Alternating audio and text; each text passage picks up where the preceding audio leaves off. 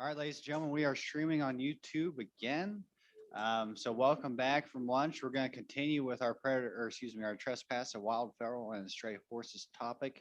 We are going to hear from our county attorneys next. I'm assuming that they're on Zoom. So looks like we have actually a Representative Oakley might be joining us. Of course, when she's not in the legislature, she's working for the Fremont County Attorney's office, and might have somebody from Sweetwater County as well. So if they could be let in now, that'd be great. We can continue with the testimony on the subject.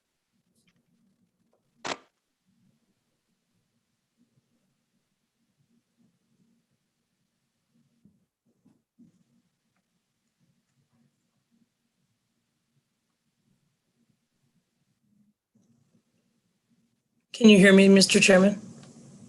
Yeah, we sure can. Sorry about that. Representative.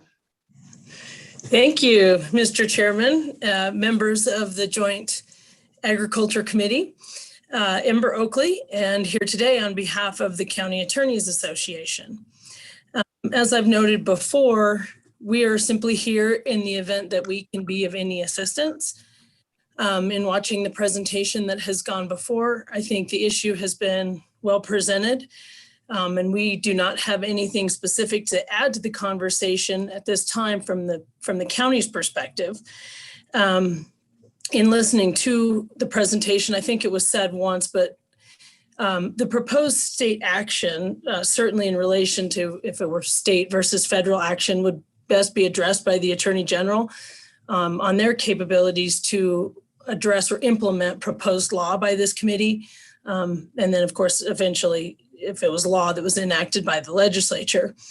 The only thing I can think of to address was a question, I think it was Chairman Eklund, a question about whether state action would be of benefit to the reservation lands and the problems that tribes and tribal members are also experiencing in the extreme overpopulation of these horses. And my initial answer, my thought would be no. Since they are federal lands, our state action would not benefit or affect those lands.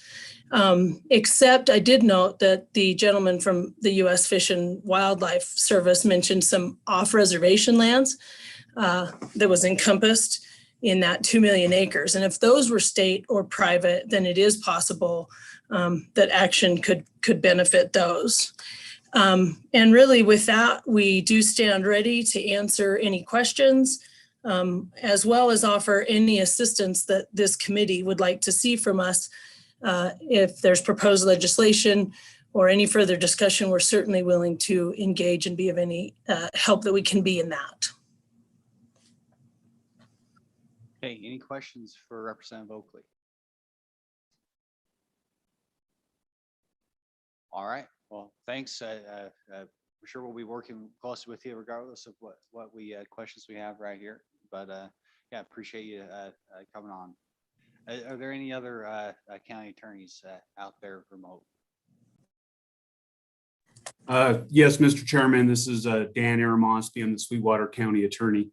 Yeah, I would mirror any statements made by Ms. Oakley, Representative Oakley, as to I would be more than willing to answer any questions and would offer any assistance with the association if the legislation is proposed where we can assist on enforcement and making sure that it's something that can be handled by the counties if that's the direction that the legislature wants to go.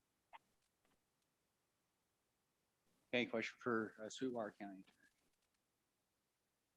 Well, thank you, sir. Appreciate it. I think right now, at least the specific proposal that we might be considering is this idea of sort of tabulating the damages to state trust lands at least, but potentially private property as well. And don't know how that may serve as a starting point for, first of all, giving that BLM opportunity to pay for those damages, but a starting point also for potential litigation. So certainly have our attorneys involved, both the AG's office and at the county level, and look forward to your input.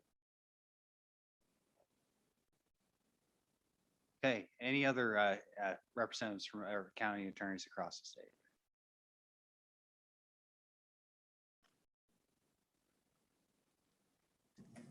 There might be a John Worrell. Yes, this is John Worrell. I'm the president of the County Attorneys Association, and I got back about 3 minutes late from lunch, and thank goodness Ember was there to carry my water for me. I appreciate it. And I wanted to apologize to you for not being here when you came back. I have about one time every 2 weeks I get a chance to have lunch with my wife, so I did. I listened to what you were talking about. The only point I'd make about the reservation is they have all the remedies that the state wishes they had. They just round them up. They can sell them. They can do what they want there. The question becomes, and this is a broad picture and then I'll be done, but it seems to me the question is, who owns these wild horses? If the answer is the federal government, then if they're on private lands or state lands for a lengthy period of time, I guess you could make an argument, and the AG should pass muster on this, but you can make an argument that they become as strays, and then you can deal with them in a different way. Now, those are some things. I saw a lot of policy considerations, and I wanted to say I can tell that Mr. McGagna is obviously a horseman, because he knew a lot about horses that I didn't, so I learned something this morning.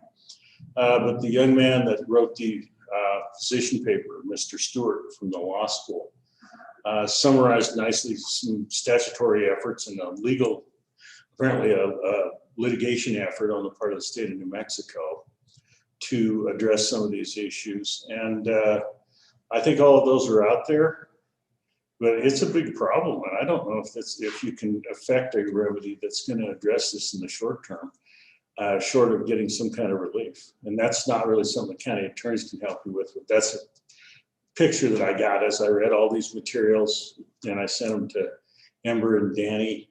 And we started looking at this, and I don't know how much the county attorneys can do, but I will tell you this in conclusion. If there's anything that you want from us at all, by all means, reach out and let us know. We're more responsive to stuff. This is hard to be proactive on because we talked yesterday, none of us see right now anything that we would have anything to do with, like a criminal prosecution, or even if our county governments were somehow affected, but we don't see that.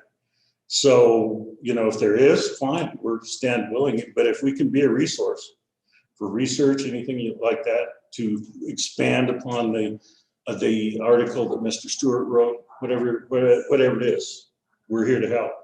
Thank you. Thank you, sir. I appreciate it. Any questions, committee? Okay, thank you for your time, and we may be in touch. Thank you. Okay, that concludes the scheduled presentation. We're now open up to public comment on this issue. Is there any member of the public here that wants to testify on the wild horse issue?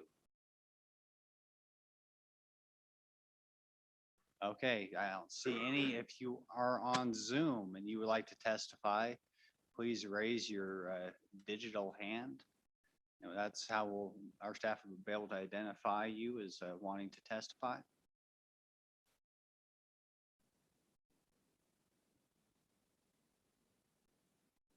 We have Beth Calloway from the governor's office. I don't know if she wants an opportunity to say something. Yes, please, Mr. Chairman. Can you hear me? Yep, hear you loud and clear. Hi, good afternoon, Mr. Co-Chairman and members of the committee. My name is Beth Calloway. I am Governor Gordon's policy advisor on BLM matters, and as such, that also includes wild horse issues. I just wanted to weigh in real briefly, very high level, on Governor Gordon's position on wild horse management in Wyoming. As has been said earlier, the governor recognizes that this is definitely an issue of concern for the state of Wyoming, and wants to explore solutions that balance multiple uses. So that includes wildlife habitat and forage for multiple uses on public lands, while also sustaining healthy wild horse herds. So overpopulation above AML, of course, is a concern, and the governor has stated his support for using all the tools in the toolbox. So that includes growth suppression tools, targeted gathers and removals, horse relocation, and adoptions. And so therefore, I just wanted to state that it's appreciated that this committee is looking into this issue And, the governor would encourage state agencies to work with you to explore options to utilize all of the policy tools that may be of interest to the committee. So I'm happy to stand for any questions, but just wanted to provide you a view from the governor's stance on wild horse management in Wyoming. Thank you. Hey, thank you very much for this, for your work on this. Appreciate that. We'll be looking at this from 2 branches of government and potentially the 3rd here if we're successful. So any questions, committee, for the governor's office? Representative Heiner. Thank you, Chairman. Appreciate the representative from governor's office being here with us today. As I understand it, there's a vast difference in the way we can treat these wild horses versus stray horses. The wild horse is protected under the Wild Horse and Burro Act, but not necessarily as stray horses. So do we have any idea what percentage of the population of the horses out there are actually as stray horses versus true wild horses of Spanish descent? Go ahead. Mr. Chairman, Representative, I don't have that information on hand, but could certainly work with our agencies who may have some better tools to get some answers to that question. Be happy to.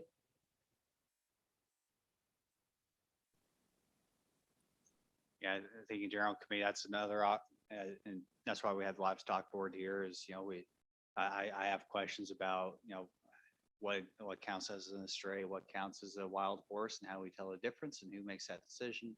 And certainly if once those wild horses go off of federal property, I understand the federal law, they have to, in the realities of the checkerboard and everything, but yeah, I wonder just what additional flexibility may be there, given that the federal law does say that state statutes regarding strays are to be followed by the federal government, at least the way I understand it. So topic for perhaps future consideration.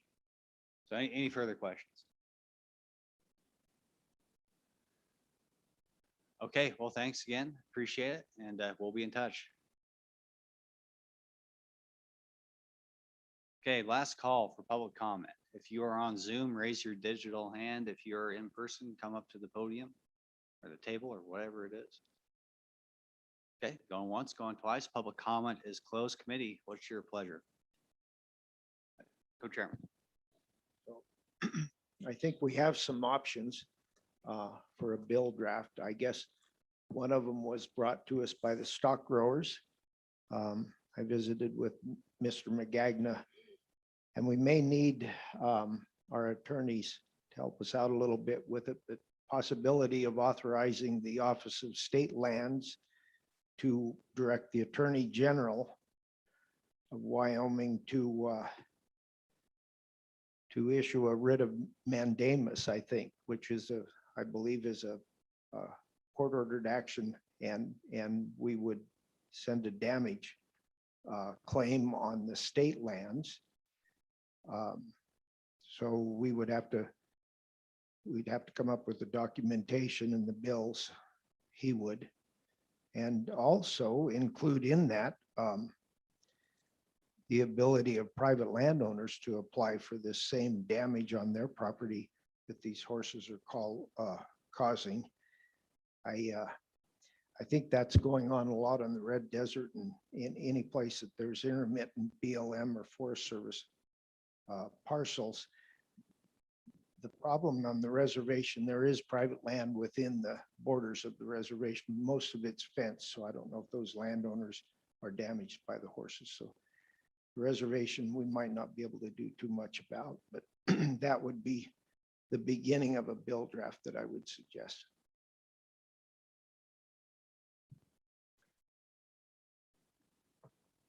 Any discussion committee on the motion to, somebody over there? Oh, go ahead, Heather.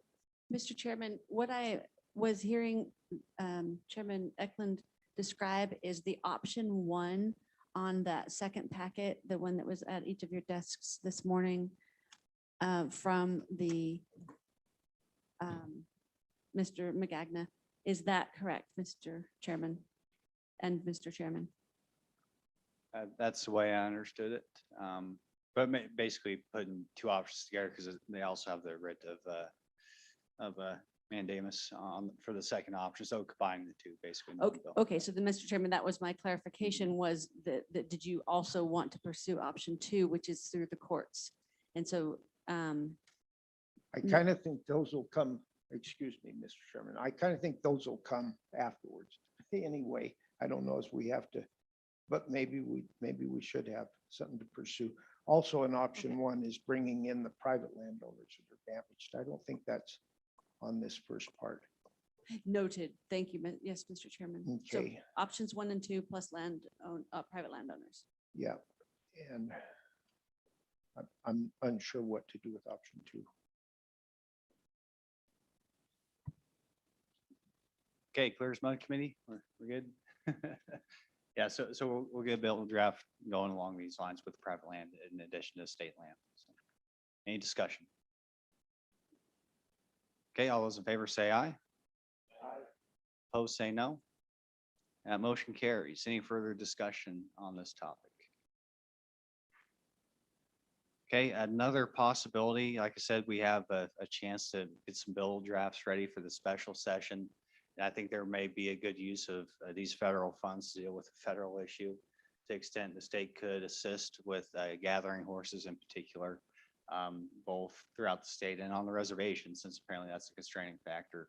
And that's another bill draft we could be advocating for at the special session when we're talking about using these ARP funds. So entertain a motion to get a bill draft ready for the special session to accomplish that goal. Okay, moved by Representative Clausen, seconded by Cost. Any discussion? Like I said, we heard testimony that that funding was an issue.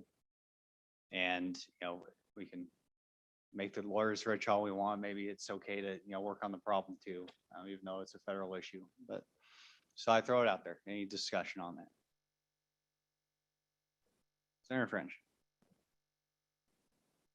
Thank you, Mr. Chairman. Why would we include the reservation when they have all the options in there? The ability to round them up to their go to sovereign nation. They have all the options that the state possibly doesn't have. Well, it's precisely because they have the constraint isn't legal, it's financial in nature. So that's what's going to do the most good with the funding. So that was the idea to get them. And keep in mind that the horses don't care whether they're on the reservation or not. They're going to stray off of it quite often. So that was the idea. It's the one opportunity we have to make a serious difference without all the red tape. And it's just a matter of funding. So like I said, it was just getting a bill draft ready for consideration at the special session. Of course, we can amend that out and keep it in. But I think it is a worthy topic of discussion. So any further discussion, comments? Okay, all those in favor, let's just go ahead and raise your hand.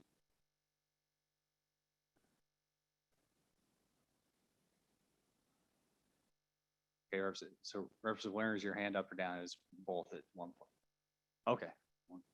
And sorry, everybody else, keep your hand. Okay. Please keep them up. Why? Yeah.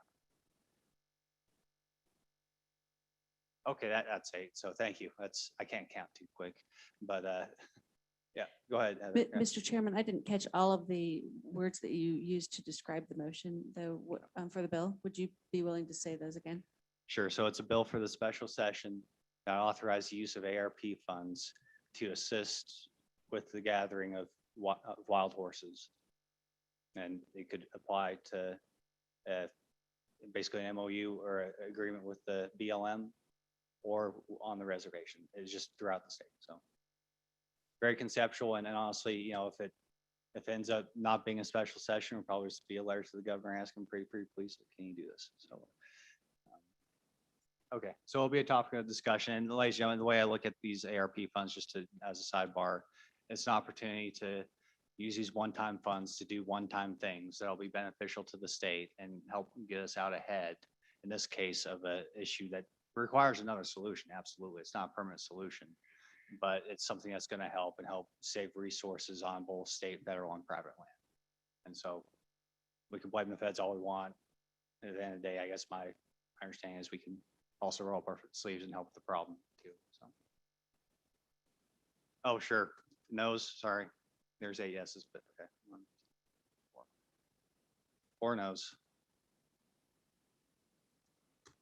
Okay. Okay. So anyways, 8-4 by my count. Go ahead. So we do have, I'm thinking about this option. And our attorneys are going to have to help us with it because I don't think I understood the writ of mandamus very well. I thought it could be incorporated in the first motion for the first piece of legislation, but I think it's something separate. According to this, it compels the BLM to remove excess wild horses. And that would be another option we'd have for a bill. I think it'd be fairly short. I don't know whether we want to push our luck in a budget session, have 3 of them, but that would be a possibility. So, well, Mr. Chair, I'm sure your motion did include both those options, and they don't have to be separate bills by any means. It's all the same concept. So. Okay, any further discussion or Representative Winter? Yes, thank you, Mr. Chairman. I understand where the no votes came from, but in my estimation, I think the use of those funds from the American Rescue Plan are probably better well spent doing that than they are anything else that might be in the plan. So that's my position on it. Yeah, certainly, I imagine we won't be the only committee with requests, for those funds, and it's just going to be one part of a very broad discussion. But anyways, Representative Fortner. The reason I vote no on it was because I don't think there's a plan laid out to cure the problem or even alleviate the problem with the extra money. Rather than file a lawsuit against the BLM, I guess that's done many a time. I just think it's non-productive. Thank you. Any further discussion on this topic? Senator Bouchard. Mr. Chairman, so this is just on, are we breaking the writ of mandamus out? Is that what we're doing? No, I think that was the first motion we approved, was to have basically option 1 and 2 as a single bill draft, plus having private land in there as well as a possibility if the landowner wants it. So sorry, I did not make that clear before you voted. Okay, any further discussion, questions, comments? Okay, all right. Well, that concludes our wild horse topic for now. Moving right along to livestock water rights on federal lands. I believe Senator Hicks, last I heard, was at a meeting that was scheduled after this one, but certainly very important dealing with the special session. And so if he's not, unless he is here, and if staff can let me know if he is in the waiting room at all. Senator Hicks. And if not, I think Mr. McGagna was going to present this topic. And absent Senator Hicks, I suppose we'll probably go and have Mr. McGagna pinch hit for him.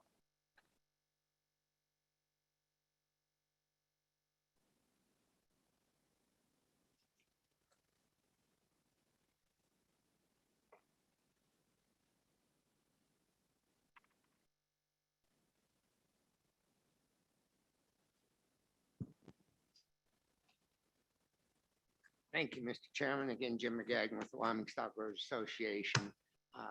You're aware Senate File 135, which I know several of you here were co-sponsors on, was brought forward to the 2021 session and did not move through the session. And I believe, not speaking for Senator Hicks, but his desire is that something along those lines be moved forward again. And perhaps just a little bit of background on this issue would be helpful. Prior to about 2008 or early 2009, whenever a stop water permit was issued on federal lands, the state engineer's office put that permit in the name of the federal land agency and the grazing permittee that was going to actually be making the beneficial use. At that point, the then state engineer made the determination that that second name on there of the grazing permittee was just perfunctory, that it had no real meaning, because under Wyoming water law, a permit is held in the name of the party that owns the land on which the beneficial use is made, so that therefore it meant nothing. And he began the process of no longer including the names of the permittees. That's caused some consternation in our industry. We actually did some work. I believe you have in your packet some legal work that was done by an intern of mine at that time that Senator Hicks has provided to you, analyzing the issue and what could be done. And if I recall correctly, we actually had a bill drafted in I believe it was the Senate Ag Committee to address that issue. There was some valid concern, though, expressed by the state engineer and some others that was a fundamental principle of Wyoming water law that the permit is tied to the land, and that this would be making an exception to that. And there was some concern about opening up to water law with that exception. On federal lands, we were caught all in agreement, but on the other hand, if I own land and I lease my pasture to Chairman Boner to graze his livestock on, and he comes on there and drills a well in order to have water for his livestock, that then he would own a water right on my land. And that was the thing that was of concern. So as a result of that, the state engineer's office worked with the Forest Service and the BLM and negotiated some memorandum agreements. And I believe you have the current one with the Forest Service is in the packets that you received for the two regions of the Forest Service, talking about how to address these. And actually, it's much broader than stock water rights. It deals with water permits in general and states some circumstances that if the Forest Service applies for a permit, would be in their name only. If the user of the water applied for the permit, it would be in both names. And we've kind of operated under that for the last 10 years, really. And I would honestly say it's not that there have been major problems, but there continues to be the discomfort that the federal land agency is garnering too much control over the water that's being used strictly by the grazing permittee that's authorized on those lands. In the legal memo that you had from 10 years ago, it discusses one approach to that that's a fairly straightforward of just changing a few words in the existing statute. Senate File 135 takes a little different approach to accomplish the same result by drafting an entire new section in our water law 41.3.116 specific to water rights for watering livestock on federal land. And it gets us away from being dependent on the very broad MOU. And in the case of the Forest Service, their MOU expires at the end, I believe, of 2022. And I had looked some time ago at a BLM one, I don't recall, but it's also close to an expiration date. So this would be, as to stock water, would be a different approach, would not preclude the state engineer from continuing to evolve and renew an MOU with the land agencies with regard to other water rights. So that's the intent here. Mr. Chairman, I don't know if you want me to go through the bill, or perhaps the committee was through it during the session. So Well, I don't think that'd be necessary at this point. It's usually something we'll do when we later are on, considering. okay. I whether would the, just mention one point with regards to the bill. Chairman, you received a list of suggested or remaining issues.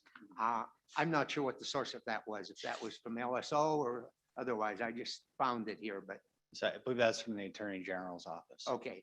And, most of them are just technical corrections, but I would comment on item number 7, which raises some more fundamental questions about property cause and Supreme Court, et cetera. And at least having reviewed that And that was one of our concerns with the bill as it was presented last session, that if we want to have those water permits held in the name of the grazing permittees and use those to give them some control over how that water is used. We don't want to go so far with this that we create a rift between the permittees and the federal land agencies over the management of the grazing permits. And that's where I had some concern with that last section of the bill that that's referenced in item number 7 there with regards to creating a challenge to federal jurisdiction that perhaps we don't need to create. We want to clearly establish that water rights, water is owned by the state, and water permits and water rights are in the state's jurisdiction, but without going so far that we maybe imply that the state has some jurisdiction in the management of the grazing permits on those federal lands. With that, Mr. Chairman, that's basically what was in the bill and some of the background on how we got there, and I'd be happy to entertain any questions. Go ahead. Right off on that subject of background, you said 10 years ago, the permittees names were mentioned in the water permits that were on their allotments. What changed? 2 questions. Previous, when they were on the permittee was on this permit for water permit, did they have any problems previous 10 years? And then what instigated or changed that they would remove because the permittee has a ownership right to graze that, and you would think that there shouldn't be too much of a problem, especially because more than likely if there's development of the water, it's being done by the permittee. But you can answer some of those background questions. I don't know how we got to this point where they're not included as an ownership right in the water permit. Mr. Chairman and Co-Chairman Eklund, a couple of things that, and I'm not going to recall this directly. I wasn't really prepared for this, but there were a couple of disputes. There was one that I recall over in, I want to say,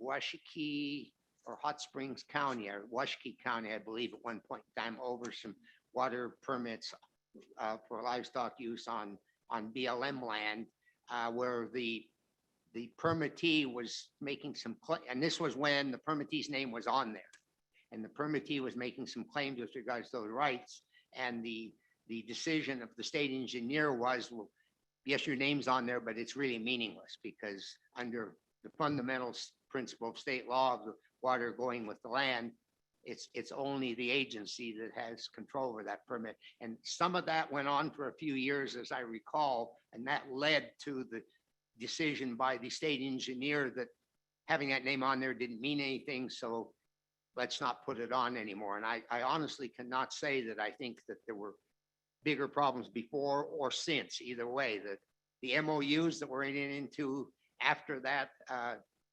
seem to have enhanced communication, at least enough that there's been good communication between the land agencies and the state engineer's office, to my knowledge. But I really can't say that one or the other caused the problem. But the nervousness among permittees of not having a voice in that water permit when, as you pointed out, Representative Eklund, that they most likely expended the dollars to develop the water source, and that has continued to this day, even with the MOUs in place, because the MOUs really only required notice to the grazing permittee. They didn't give the grazing permittee any rights that they didn't otherwise have. So that's the impetus for bringing the legislation at this point in time, to give them something more fundamental, but to restrict it to water rights on, or water permits, I should say, not really rights necessarily, on public land, so that we're not interfering with relationship between a private landowner and a user, beneficial user on the private land. Representative Ford. Thank you, Chairman. Mr. Magagna, I see in your literature here that there's 3 states that's already went through the process with BLM. Would we not be ahead to go ahead and mirror the best of those 3 states in our bill rather than try to reinvent the wheel with our own bill? The states is Utah, Nevada, and Idaho. Thank you.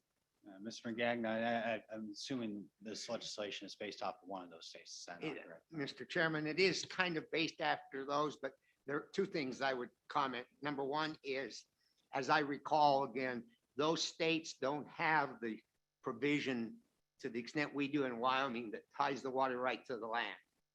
So that means that to do it here, we need to address that provision, which they didn't have to deal with. The other thing I would believe, again, and I'm pulling this out of my head, but that Idaho at least has made some additional changes to their water law since the date of this memorandum. But I can't tell you exactly what those are, but there's been some concern. One other concern that did come up in some discussions I'd had a year or so ago with the Forest Service, and this was a valid concern, and that is if I have a grazing permit and I hold the water right, and for some reason I lose that permit for a violation or something, and a new permittee comes on, what happens if I refuse to assign that water permit to him? And I believe this draft legislation addresses that by saying that the water right, it's held by the permittee, but it goes with the permit. So if there's a successor permittee, they automatically acquire the water right. But will there be a provision in this bill that the guy that did develop the water right, that's put the expense into it, will he be able to get his money back out of it when he loses the lease or walks away from the lease? Mr. Chairman, Representative Portner, in terms of developing the water, Yes, sir. I don't believe there's anything in there because that's something that he did under his arrangement with the Forest Service, that they authorized him to develop.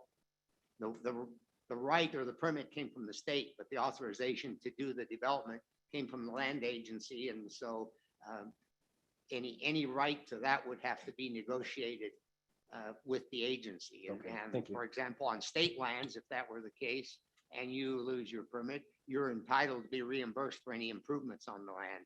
On federal lands, under some circumstances you are, on others you aren't necessarily, and I'm not certain how it would apply in this particular situation. Okay, Senator French.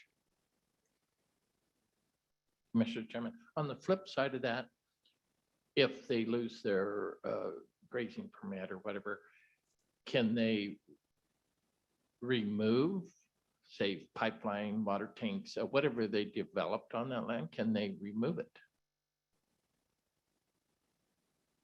Mr. Chairman, Senator French, that would all be subject to what the terms of their permit are. In terms of water developments, most often at least my familiarities with the Forest Service and the water developments are required to be left there. But as another example, if you build a set of corrals on Forest Service land to manage your livestock and you give up those permits, they may require you to move those because they don't want corrals left there. But what typically happens, at least again with Forest Service, if a permit becomes vacant, the improvements remain, but they're not maintained. And if a new permittee comes on, or even a temporary permit to use an allotment for a year or something, which we have a number of those, that new permittee is required as part of getting that permit to maintain the improvements and bring them up to workable standards. Any further questions, committee? Okay, thank you for stepping up and doing a great job there. And, Thank you. Okay, next up, we have our state engineer. Just made it, looks like.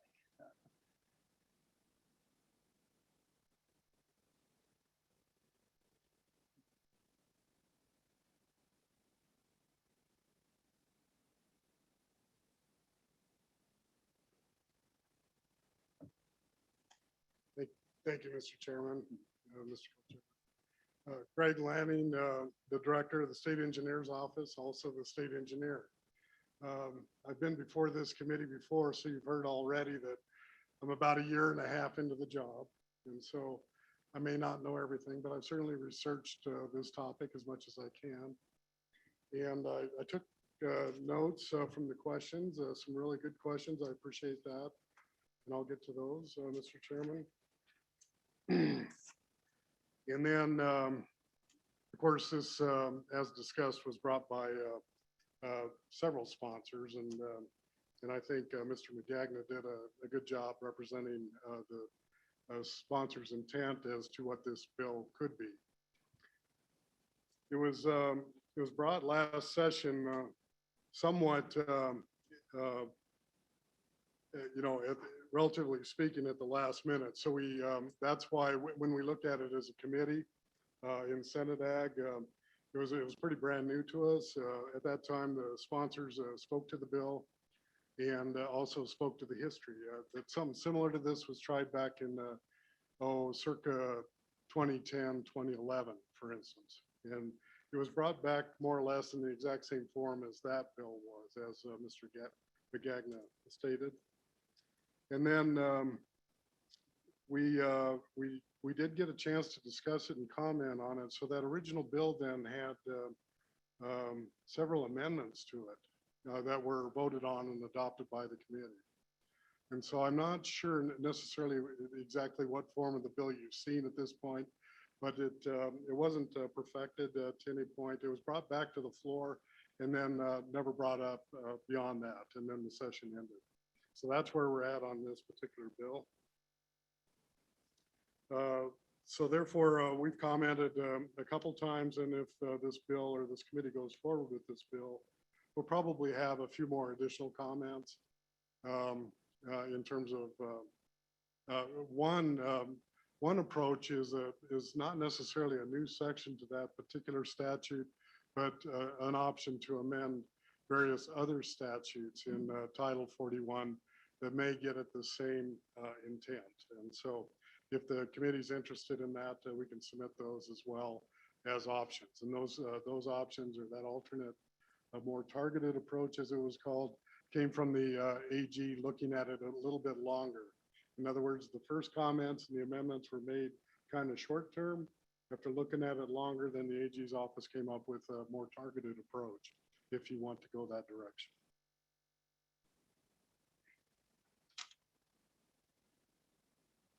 We also then met, the governor's office entertained both the U.S. Forest Service as well as the BLM, and then invited me into that meeting. And that was a couple of weeks ago. So at that time, we listened to federal agencies' comments. And I believe then they've submitted those comments for their testimony to you as well. They have rules related to being able to testify or come here in person, I believe. And if you've got their comments, that's great. In summary, they just simply think that, or me, I guess, paraphrasing for them in terms of their comments, they appreciate the relationship with the state of Wyoming. They think the MOUs work pretty well, that it gets the job done, that in general, there's no conflicts or issues.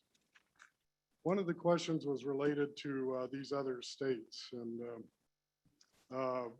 I think Mr. McGagna addressed that question very well. And it has a lot to do with their laws. Idaho in particular, and most recently, Mr. McGagna,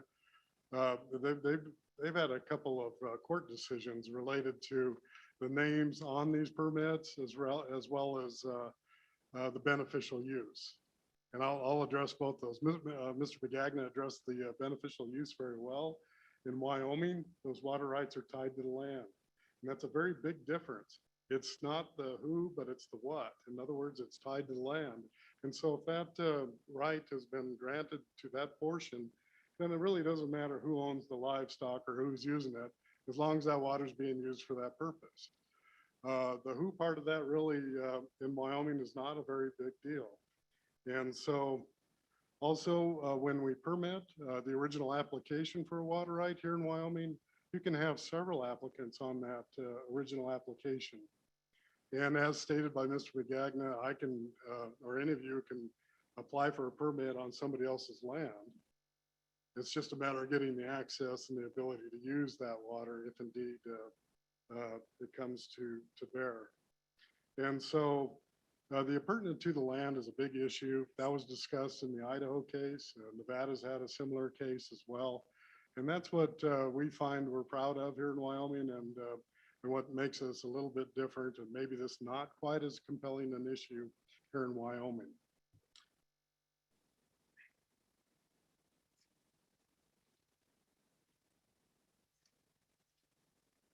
Let me finish up on that thought. Even though you can have multiple applicants, ultimately, if that water right then is adjudicated, once adjudicated, then it's adjudicated to the underlying landowner. And so that's where the difference is. You'll find that the majority of stock water use, stock water rights, ponds, well permits for stock water use do not make it to final adjudication. The water application and permit is perfected and in its own right is a property right and it has its own rights. But you can take it a step further to adjudication. And when that happens, then it's adjudicated to the underlying landowner. And that doesn't change. And so that's when Mr. McGagna was talking about it, that was a little bit of the rub back in the day when you got 2 or 3 names on the application. What do we do with it when it becomes adjudicated? But it still doesn't, and these current MOUs, by the way, still allow that. Both the applicant and the federal agency can have their name on the application and that permit, that water right permit for stock water use. So that's the subtle difference. Also in those other states' cases. This issue's been brought up before the Western States Water Council as well. That represents 17 Western states. Just as of a couple of years ago, and there's a good article in the summary on the other state issues too. And Mr. Chairman, co-chairman, I can certainly provide that as well. And it gives a little bit of a background as to how they decided those other cases in other states.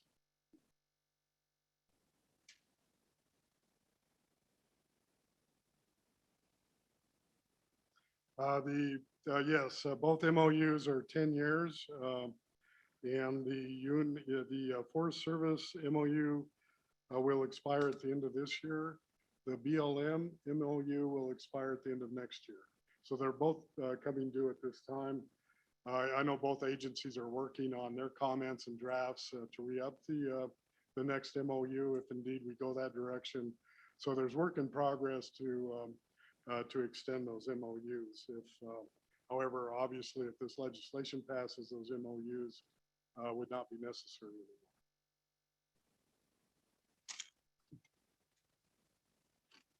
You're right. Mr. McGagna stated there may be some constitutional issues. I believe he referred to item number 7, and our AG, of course, has commented on that as well.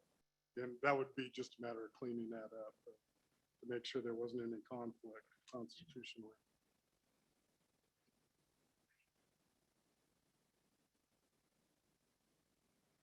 Yeah, one more comment on Idaho in particular. They saw the need to get both the lessee's name as well as the federal on ultimately what they do for adjudication of their water rights. And they were trying to compel so you have the special use permit, for instance, to graze or use their property, federal lands. And then somewhere down here, you may have the water right. The water right doesn't necessarily drive the special use permit. And that's what Mr. McGagna was referring to. When you put improvements on federal lands, the special use permit with the federal government may or may not address those improvements. And then, of course, the water right comes along later. Again, you have to remember it's attached to the land. And so it'll stay there. Even if the special use permit itself or the lessee changes for some reason. Now, ultimately, if they don't use the water, it could be subject to abandonment. If some use was discontinued, especially for grazing and stock water use. But in Idaho, the federal government, as part of their special use permit, we're trying to compel the lessee to act as an agent on behalf of the federal government. And so you'll probably read a little bit about this. They just recently, you know, a couple of years ago, tried to compel then lessees to sign on as the federal government, as agent for the federal government, to get around this issue that, well, the federal government doesn't have cows. How can they possibly have beneficial use? Excuse me, if the cows aren't drinking the water. We don't have necessarily that issue here in Wyoming.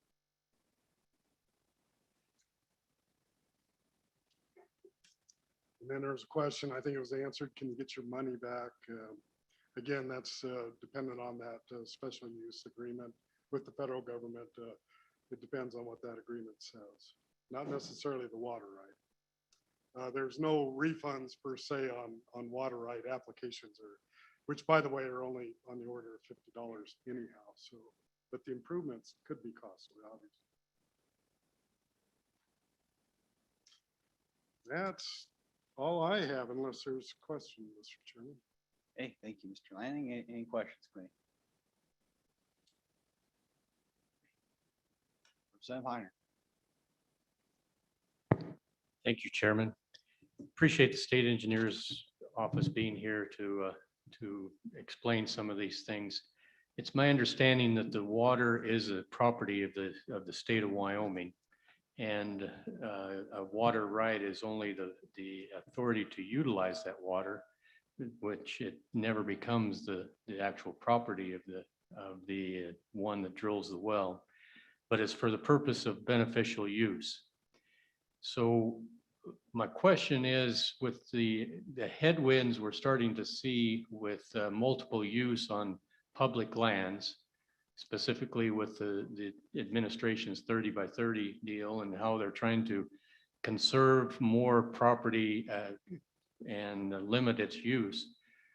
If it comes to the point where some of this grazing is removed from public land, that then makes it so the beneficial use of that water is removed. Is it possible for the state of Wyoming to rescind that water right because it's not being utilized as originally intended? Or does it become part and parcel to the public land, and essentially then the United States government takes full control of that water, even though it's not being utilized as we had allotted it to be utilized? Mr. Chairman,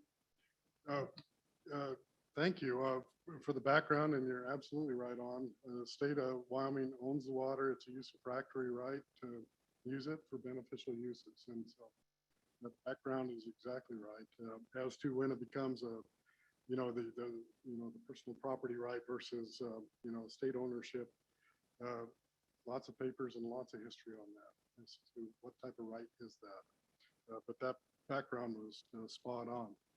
So the water right, a stock water use, when you apply, you say, hey, I'm gonna graze cattle, or it's for stock water. And so that permit, that application then is for that purpose only. And that then is the beneficial use.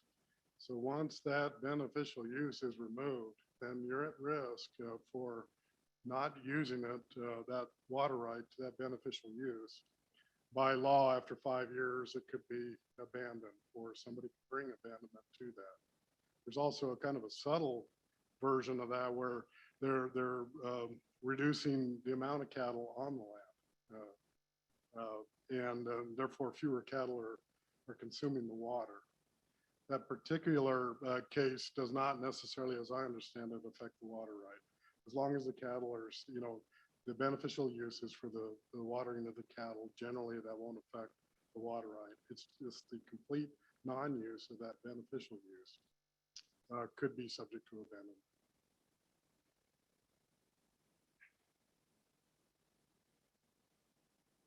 Representative Larson. Thank you, Mr. Chairman. Thank you for being here. State Engineer Greg Lanning. Do the MOUs, if we pass this bill, would the MOUs be necessary? Would be my first question. Mr. Chairman, and as I understand it, this bill will supplant all the need for the MOUs. The MOUs wouldn't be necessary after that. In other words, it's to codify the MOUs. I like the term that Mr. McGagnon used. It was, I wanted that to be stressed, Mr. Chairman. I guess the other question is it current practice pretty much follows what this bill would do. Is that correct, that the Board of Control is dealing with? Mr. Chairman, generally speaking, that's correct. It does capture current practice. The fear is by putting it in statute, there's a certain amount of rigor put to it, and it becomes narrowly defined.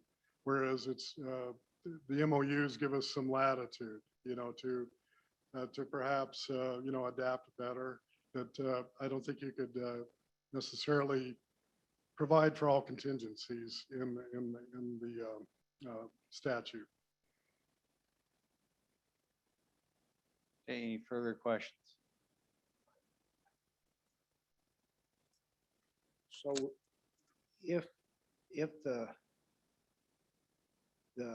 grazing permittee is on this water right, his name is assigned to that water right, what then happens if he sells his grazing allotment to another person and his name is on that water right?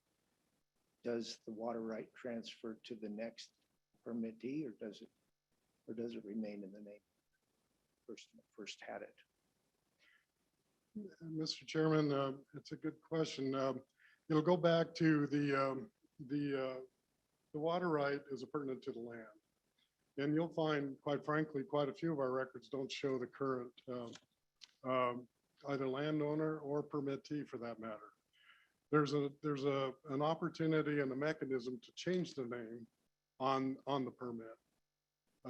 But generally, it's it's up to the one of the applicant or the lessee to make sure it's been changed, or in this case, the federal government. The MOU somewhat addresses that, through the consent effort and that kind of thing. And so if a lessee changes on federal lands, the water right will stay there and the new lessee can enjoy the water and the water right.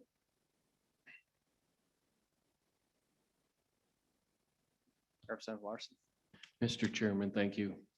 I got more questions, I guess. Do you know what was the concern in 2010? Was it that this was kind of brought forward at that time? And why it didn't continue, I guess, the bill? I would hope perhaps Mr. McGagnon might have, since he lived it, he might have the history on that. Okay, I can ask him that in a bit if that's all right. I'm a little confused, I guess, of who actually is bringing this. I know, I don't know if it was from the state engineer's office. I know they can't lobby one way or the other, but I'm confused. I think I might have heard you say that the MOUs would take care of this issue, and that might be the better way to go, but I don't know if you can answer that. But I think I heard that. Oh, you repeat yourself. We said the MOUs covered. Obviously, the concern is, and probably why it's up now as it was in 2010, is that any potential changes that may be coming down the pike with our federal management agencies. So there's actually quite a bit of value in capturing the status quo and statute, not an MOU, to ensure that it remains the way it is when we're concerned about things changing in a way that would be detrimental to our livestock industry. That's the way I understand. Representative Fortner.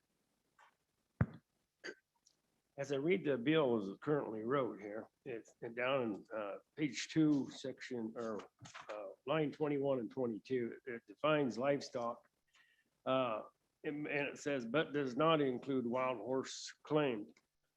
So we're going to develop this water, which is probably springs that's been there for 100 years, for livestock. But we're not going to allow wildlife, because if wild horses don't have access to it, the elk and the deer and the antelope probably won't either. How are we going to play that out? Thank you. Mr. Chairman. Go ahead. Thank you. That's a remnant, of that 2010, 2011 effort. I can answer it. I'm not sure if I'm going to answer it accurately, but our water right permits do include for stock water use only. So we have a pretty good definition of what stock is, and it does not include wildlife. You can get other or additional permits, and this happens also on federal lands for wildlife, to permit a guzzler, for instance, for wildlife use. So you can permit it slightly different, but through our permit process, it would be for stock water. If I understand it correctly, it's just kind of an internal process for you. It's not as if it requires some physical barrier that magically makes livestock drink from it and wildlife can't. I don't know if such thing exists, but that's all right. Any further questions? Okay, thank you for being with us. Next up, we have our federal partners, have the BLM first and then the Forest Service. So our BLM partners are out there. You're up again.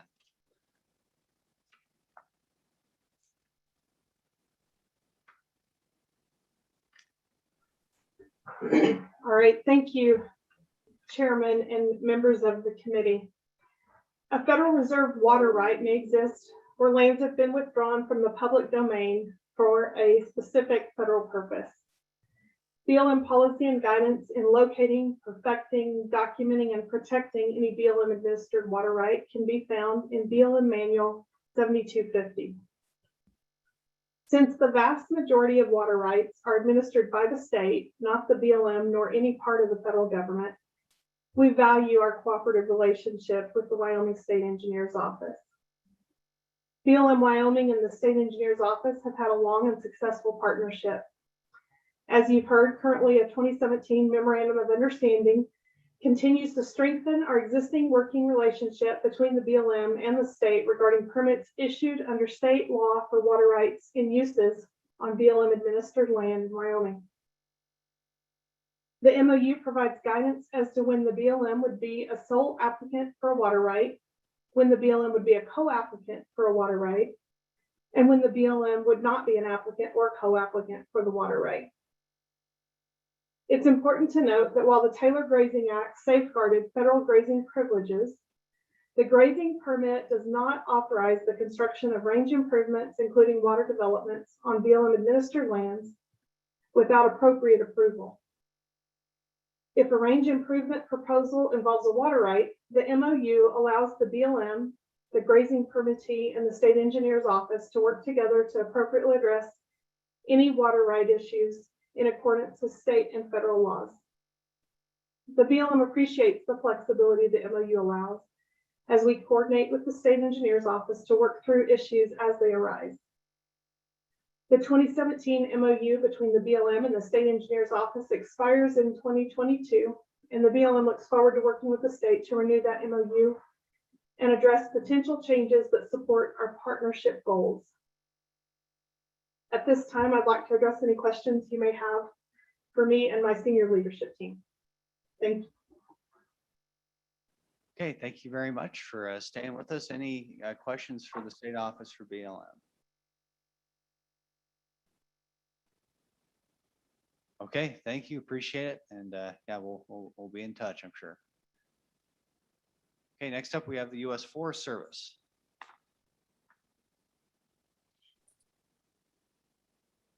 Good afternoon. Can you hear me okay? We sure can, loud and clear.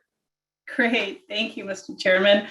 So Mr. Chairman Bonner, Chairman Eklund, and members of the committee, good afternoon. I am Catherine Conant, Director for Lands and Minerals in the Intermountain region of the U.S. Forest Service. I'm here today on behalf of Regional Forester Mary Farnsworth, and I'd like to thank you for the invitation and opportunity to come before the Joint Agriculture, State and Public Lands and Water Resources Committee. In Wyoming, the Intermountain region of the Forest Service oversees management of the Ashley, the Bridger Teton, the Caribou Targhee, and the Uinta-Wasatch-Cache National Forest. The Rocky Mountain region of the Forest Service also has land management responsibilities in Wyoming. And those forests include the Bighorn, the Black Hills, Shoshone, Medicine Bow, and Thunder Basin National Grasslands. We're honored to have public land management responsibilities across Wyoming, and we appreciate the close working relationship we have with you, your constituents, the state, and the Wyoming County Commissioners. Today, I'd like to share with you information on the MOU, and you've already heard a little bit about that, that we have with the State Engineer's Office. Specifically, the MOU outlines the cooperating working relationship we have with the state engineer's office with respect to permits under state law for water, and specifically uses on and derived from the National Forest System lands in Wyoming, including stock water. And as we talked about, you already have the MOU with you, and I did want to specify the MOU is much broader than stock water. So while if the Senate bill does pass, we would still need to retain the MOU because it does go beyond just stock water. The original MOU dates back to 2006 and has served as a valuable tool in fostering cooperation and communication between the U.S. Forest Service, the State Engineer's Office, and in this case, relating to stock water, grazing permittees regarding stock water. We feel this agreement has been very successful and facilitated a good working relationship with the state. Here are a couple highlights I just wanted to share with you. First, and again, some of this we already talked about a little bit, is when both water use and points of diversion are on the national forest, the MOU states that the Forest Service shall apply for and acquire the water rights under state law as the sole applicant.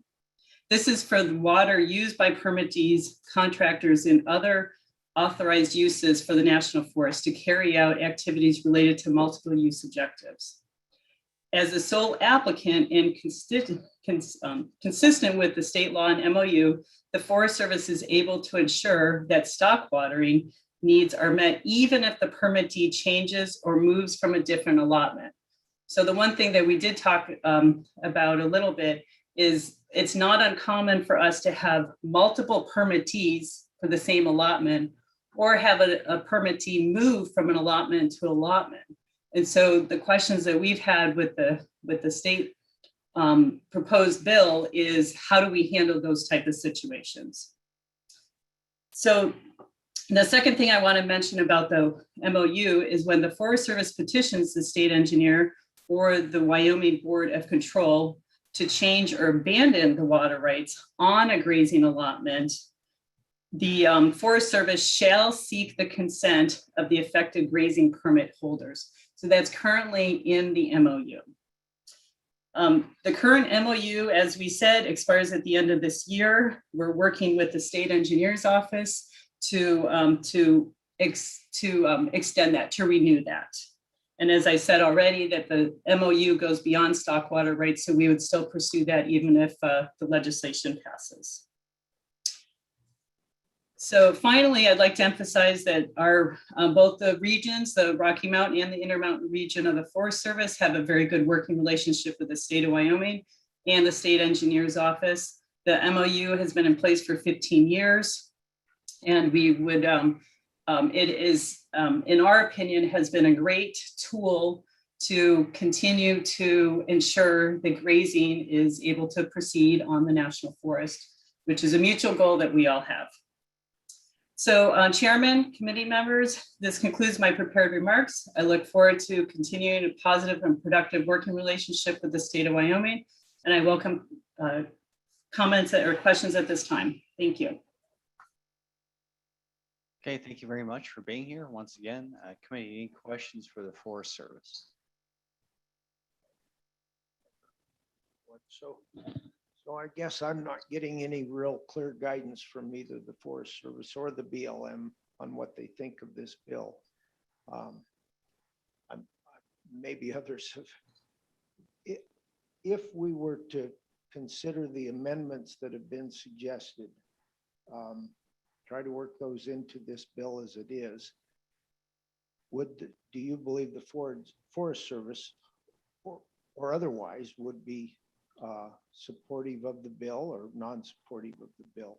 I guess I need an opinion. You're the owners of this, more or less the owners of the land. The federal government is.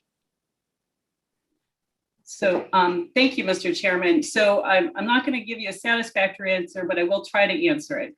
So federal government, we don't have an opinion, take positions on state bills, state laws. However, we would be happy to have conversations with you, the state, others about some of the complications that it does raise for us in terms of management. As I mentioned, it's not uncommon for us to have multiple permittees in a grazing allotment. So you can have overlapping permittees in the same area. So some questions they've raised is, so what do you do if one permittee has the name is on in one permittee, but not the others? What happens if there's not agreement? What happens if there's a area burned and we need to move? Working with the permittee, we recommend they move to a different allotment, but they're holding the water right in over here and they're moving to a different area. So there's just some management logistical questions that we have that I think would complicate the oversight for us if this bill did pass. Just to follow up, so when you're talking about multiple permittees, you're talking about common allotments with grazers running together then? Correct. Okay, any further questions, committee? Okay, thank you once again for being here. It looks like you might be with us for a little bit longer this afternoon. We'll see you in a little bit. Yep, thank you for inviting me. Okay.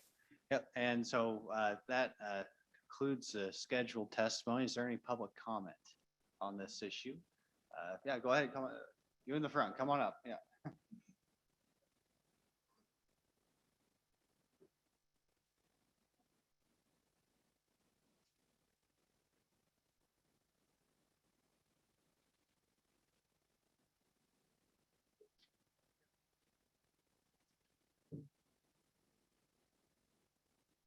I have a green light. I Yes, guess sir. you're hearing Please, me. yeah, introduce yourself. If you're associated with any association, just let us know. Otherwise, just feel free to proceed. My name is Major Robert Harshbarger. This is my wife, Jean Harshbarger. We are the owners of the historic 4W Ranch in southwestern Western County on the Cheyenne River. Our grazing rights and our property rights date back to 1880. I'm passing out your documents. I'm sorry I'm late on this. The other thing is, I don't know a single face of this committee because of age and COBAR and so forth. We have not been able to be with you folks in person for a number of years. I'm 92, my wife's is 88. Yeah. Another week for me, or a month. I'd like to read just part of what I passed out to you. And I think it will clear up some of the things that I thought Jim McNagna did a very good job on some of the things of this, but I have been working on the national grasslands aspect of water rights, property rights for better than 30 years. That's my tenure in the state of Wyoming. My wife's tenure dates back 8 decades, so it's that way. To whom it may concern relating to Senate file number Senate.SF0135. Whereas range rights by the 1880s were well recognized as real property, with the full constitutional protection of these private property rights according to local law, custom, and court decisions. In Red Canyon Company versus Ikes, the court held that the purpose of the Taylor Grazing Act was to provide for the most beneficial use possible of the public range and interests of the grazers and the public at large, and to define grazing rights and to protect those rights by regulation against interference. The court further held that a lawful business with property and that grazing on federal lands is a lawful business. Whereas the Wyoming Constitution in Article 1, Declaration of Rights, Section 31 states, control of water. Water being essential to industrial prosperity of limited amount and easy diversion of its natural channels, a control must be in the state, which in providing for its use shall equally guard all the various interests involved. Whereas Wyoming Constitution, Article 9, Section 1 states, water is state property, period. State property. We are a prior appropriation state. And that came with statehood. Priority of appropriation for beneficial uses shall give the better right. Page 2 of my paper. Whereas the Wyoming Constitution, Article 19 states, the legislature to provide protection of livestock and stock owners. The legislature shall pass all necessary laws to provide for the protection of livestock and such other regulations as may be necessary for the protection of the stock owners. The following documentation supports the private property rights of each federal lands rancher in Wyoming and has on the federal, I'll back off.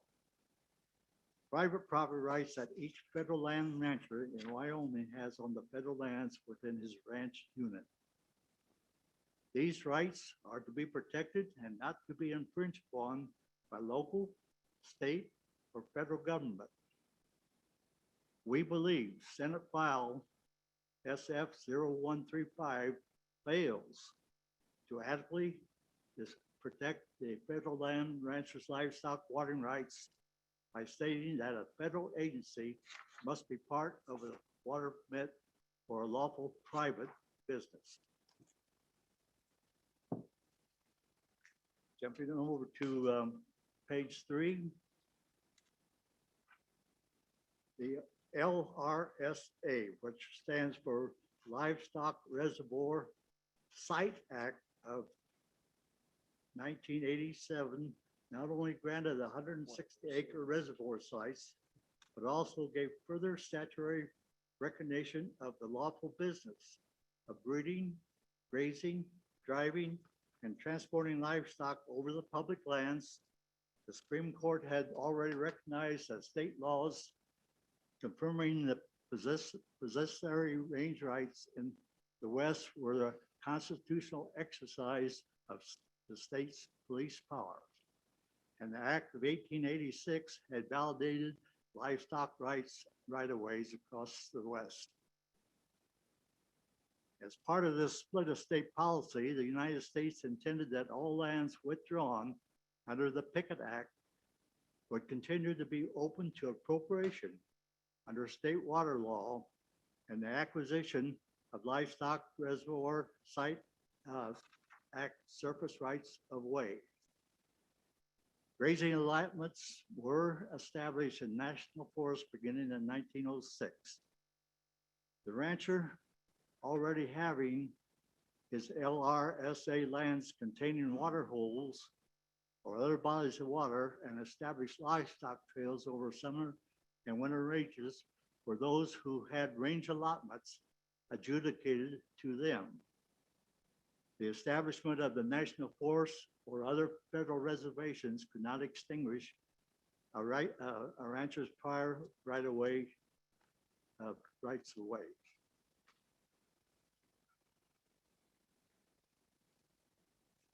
My fingers don't work good anymore. Page 5. When the Department of Interior first issued regulations for grazing permits on forest reserves in 1902, this is prior to the Department of Agriculture taking over the Forest Service. Livestock grazing preference, a recognized and later adjudicated private property right that was given to the ranchers who had previously used and established stock water and range rights away over the land before it was designated as a forest reserve. A note that I didn't put in here, we are on the national grasslands. The National Grasslands is a separate entity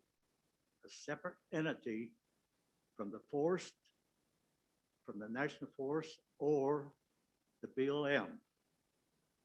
People, but we are under the administration as of 1960 or 1953 and 1960, now under the Forest Service, under the Department of Agriculture. Actually, the Secretary of Agriculture is boss over the National Grasslands. The Forest Service only administers the grassland. We are a separate entity. And we don't, in Forest Service regulations and things like that for permits and so forth, don't apply to the National Grasslands in northeastern Wyoming. A grazing preference recognizes the existing rights described in the Taylor Grazing Act and the Federal Lands Planning Management Act, since they were adjudicated to stockmen with prior grazing rights. The property right is in the preference that gives the preference owner exclusive right to a permit or privilege. On page 6. In summary, the above data basically states, following the United States acquisition, the Western Territories in the mid-1800s, Congress encouraged settlement of the West by stock raisers through an enactment of a legislative grant statutes that recognized and validated ranchers' property rights to the surface of their livestock ranges established under state or territory law or the custom on the mineral lands. Remember that, mineral on the mineral lands. Beginning with the Survey Act of 1853, Congress granted the right of occupation and cultivation to stock raisers on or near the mineral lands in the West. This split estate policy was continued by Congress through specific statutes thereafter that granted rights of ownership based on state and territory property, of occupation and an improvement to the surface, to the grazing, grass and trees, to construct improvements to the surface title, and ultimately the government's title to the surface by the Validation Act of 1880. These legislative grants were the highest evidence of rights of title. And all that remained for the administrative officers to do thereafter was survey the boundaries of the claimant record and record the survey maps. The Congress reserved the mineral estate, and that's where your public land or public lands are on these federal lands. It's in the mineral estate, not the surface. The surface has been adjudicated for use to the stockmen. And there is thoughts that we do have a fee interest in the land. And there is thoughts that we may be the actual owner of the surface in our grazing allotments. I won't go that far, but I will say we are the holder of these grazing allotments, and they are part of our ranch unit that we mortgage, that we operate our lawful business on. And within these allotments, you have the federal land, you have state land, and you have private land.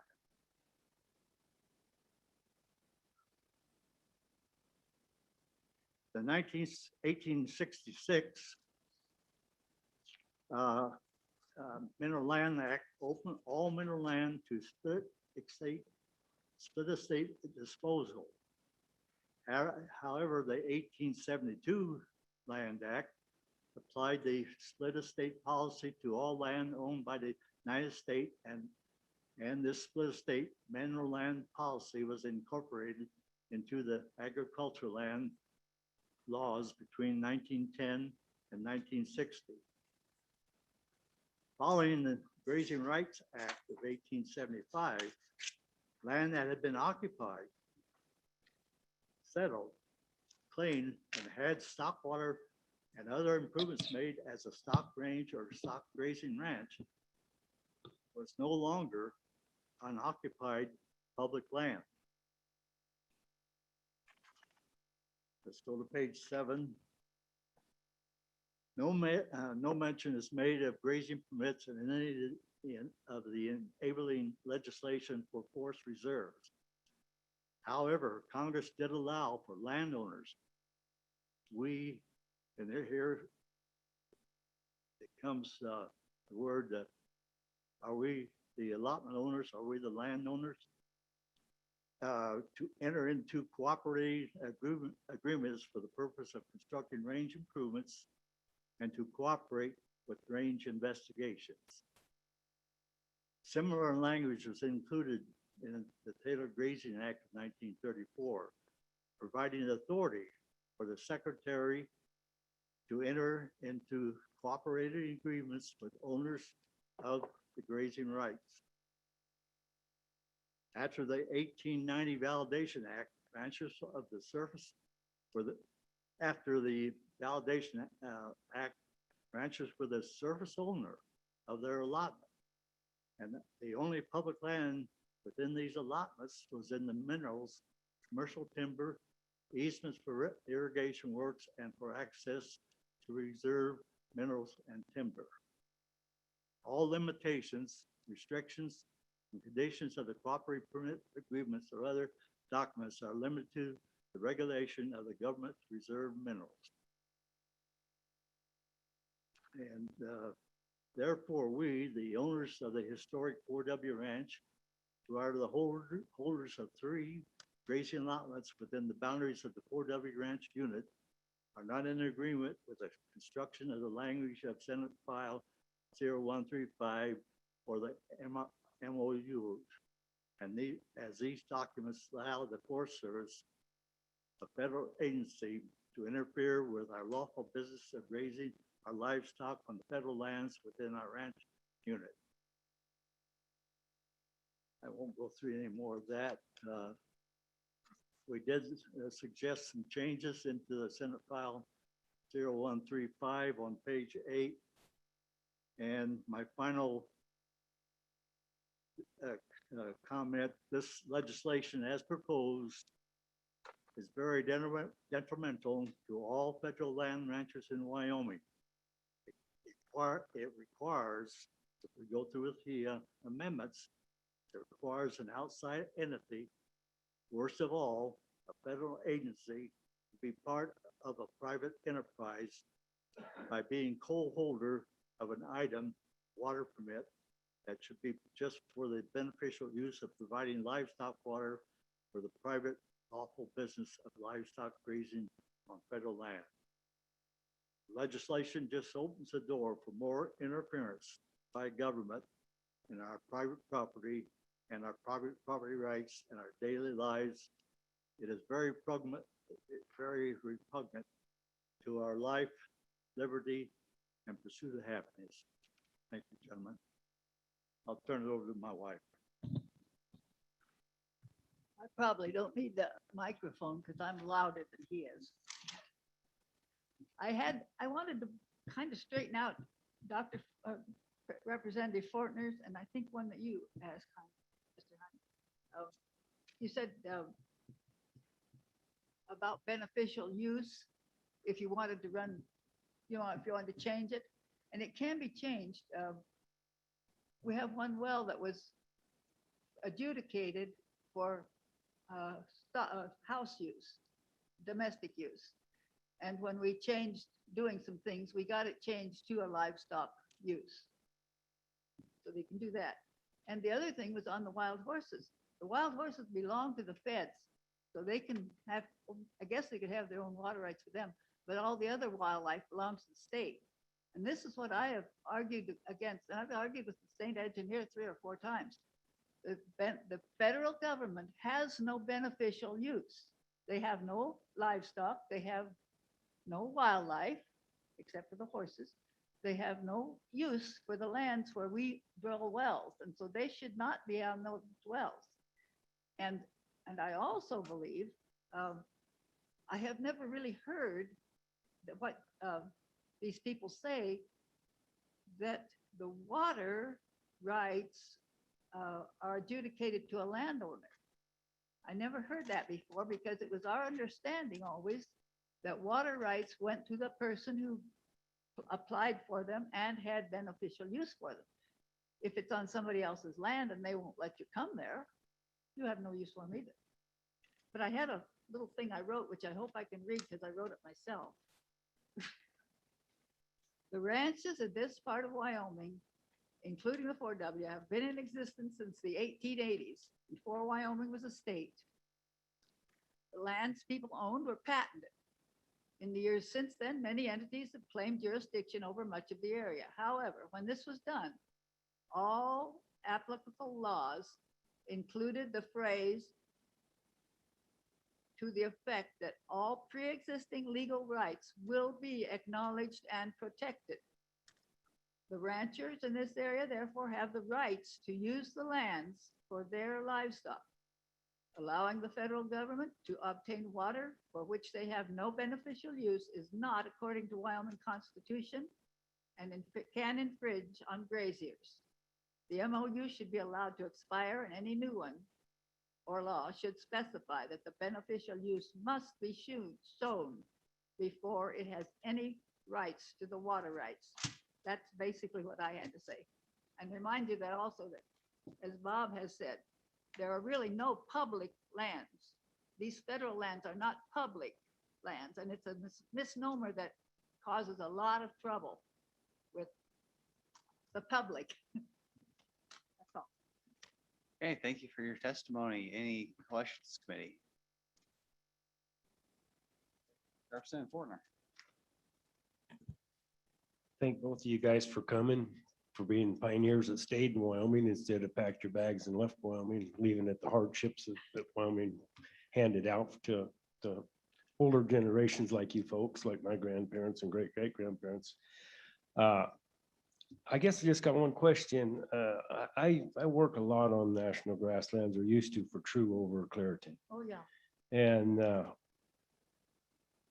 have you presented this case to the National Grasslands, the federal organization, laid your case out like that? Because really that would be in a higher court than what we are. We're trying to establish a bill right here to provide for a certain cause, but and I'm not going to say it's your claim. You're right.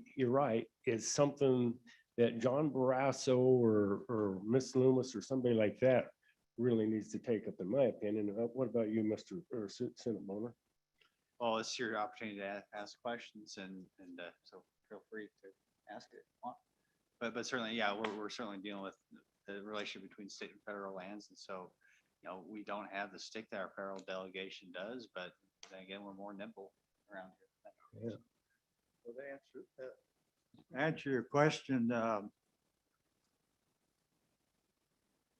biggest concern has been for the past 20 years, which is not a subject today, is the use of these federal lands for prairie dog habitat. And that was one thing that was mentioned. And you have the Multiple Use Sustain Act of, I forget what, in recent history. That does not apply to the national grasslands. That only applies to the national forest and the BLM lands, the multiple use. And the courts have ruled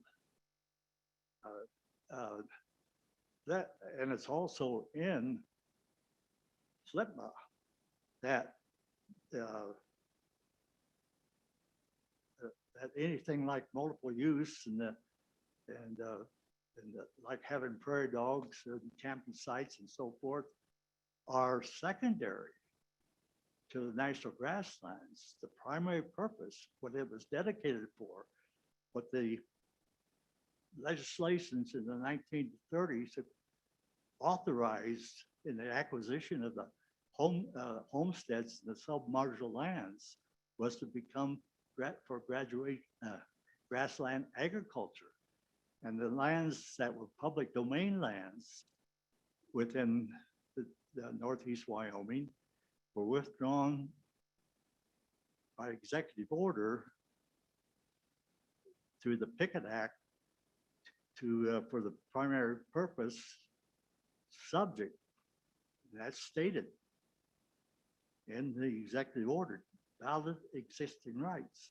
And that's where I'm trying to come from, that our valid existing rights date back when the 4W Ranch was first established in 1880 on the Cheyenne River. Yeah, and then let's try to stay focused on that. We're getting a little off topic here, so let's stay focused and by all means ask your questions. The reason I asked that question is because when I work over there, I'm a chemical applicator. I do weed control I used to for True over in that area. And my paperwork is basically the same exact paperwork that I have to present to BLM. That's the reason I asked that question. I'm not saying you guys don't have that right, not at all. But I'm saying that the energy companies, oil and gas companies, they're treating it just like it's BLM. That's all I'm saying. Thank you. All right.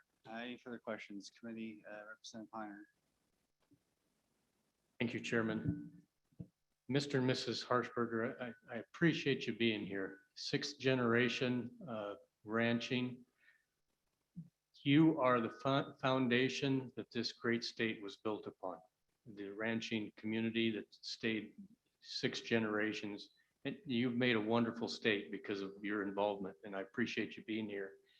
As you've listened to the testimony and what we're trying to attempt here in this committee, what exactly would you prefer that we do to protect your interests as a ranching family going forward? What do you think we could do to best protect that?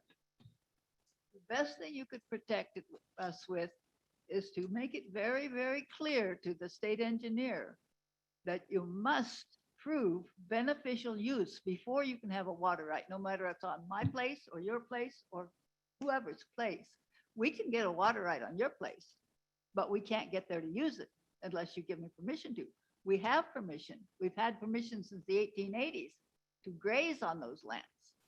So we can get permission to drill a well on those lands. And we were at a meeting not too long ago at which one of the question came up, we have to write new rules for the Thunder Basin Grazing Association.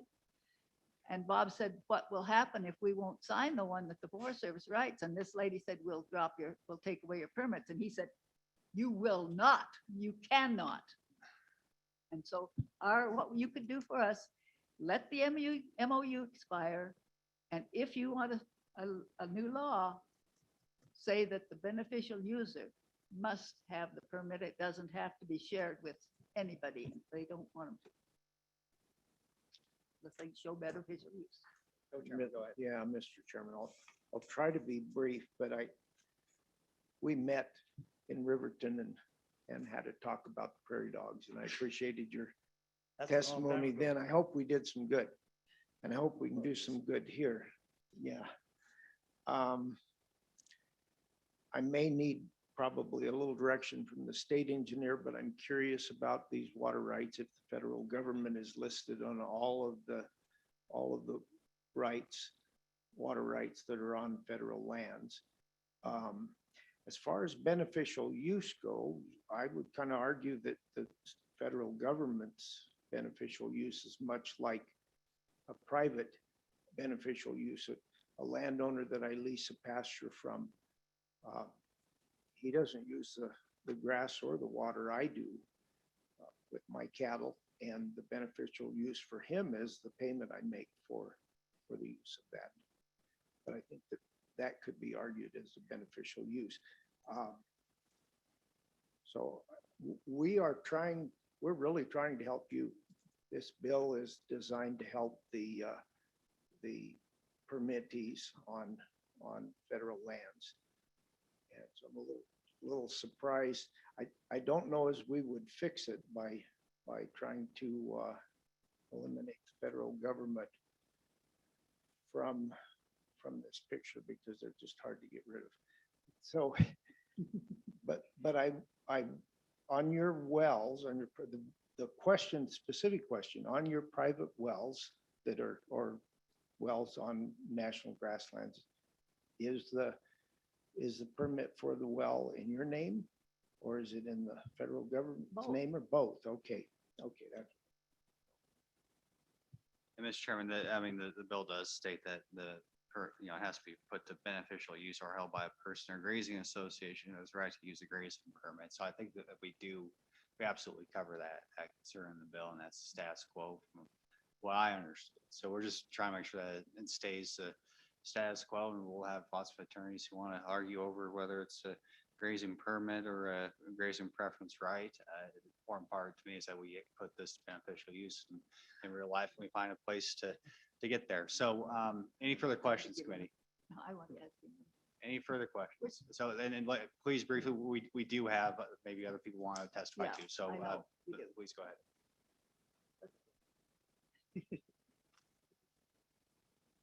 No, I mean, go ahead and say what you want. I mean, if you want to say something, yeah, that's what I meant. Yeah. I can't remember exactly how I wanted to put it. The grazing preference is adjudicated property right. The permit is just a license to put our livestock on the allotment for a given period of time under certain rules and regulations that we agree with. Okay. And so the grazing, is that unique to this? It sounds like that's unique to the Thunder Basin National Grassland. Maybe even your particular situation, since you had rights before there's even a Thunder Basin. Is that correct? Is that the difference? Yes, before there was any Thunder Basin or any state of Wyoming. Sure, yeah. But the thing I wanted to point out was that even the Forest Service says that it is a privilege for us to use these lands.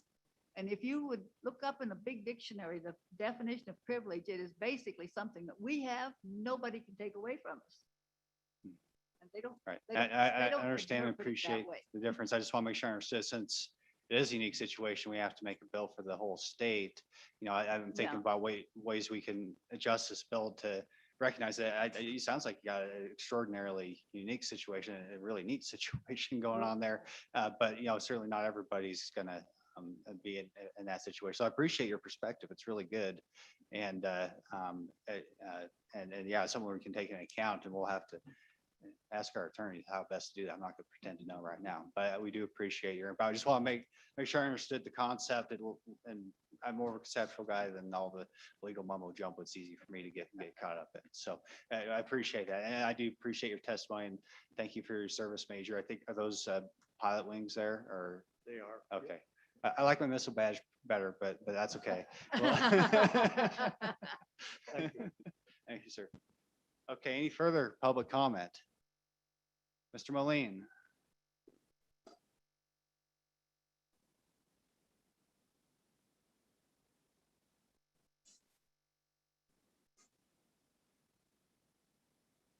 Brett Moline, Wyoming Farm Bureau Federation. If I understand the current situation correctly, any water right developed on federal lands has only the federal agency as the permit holder.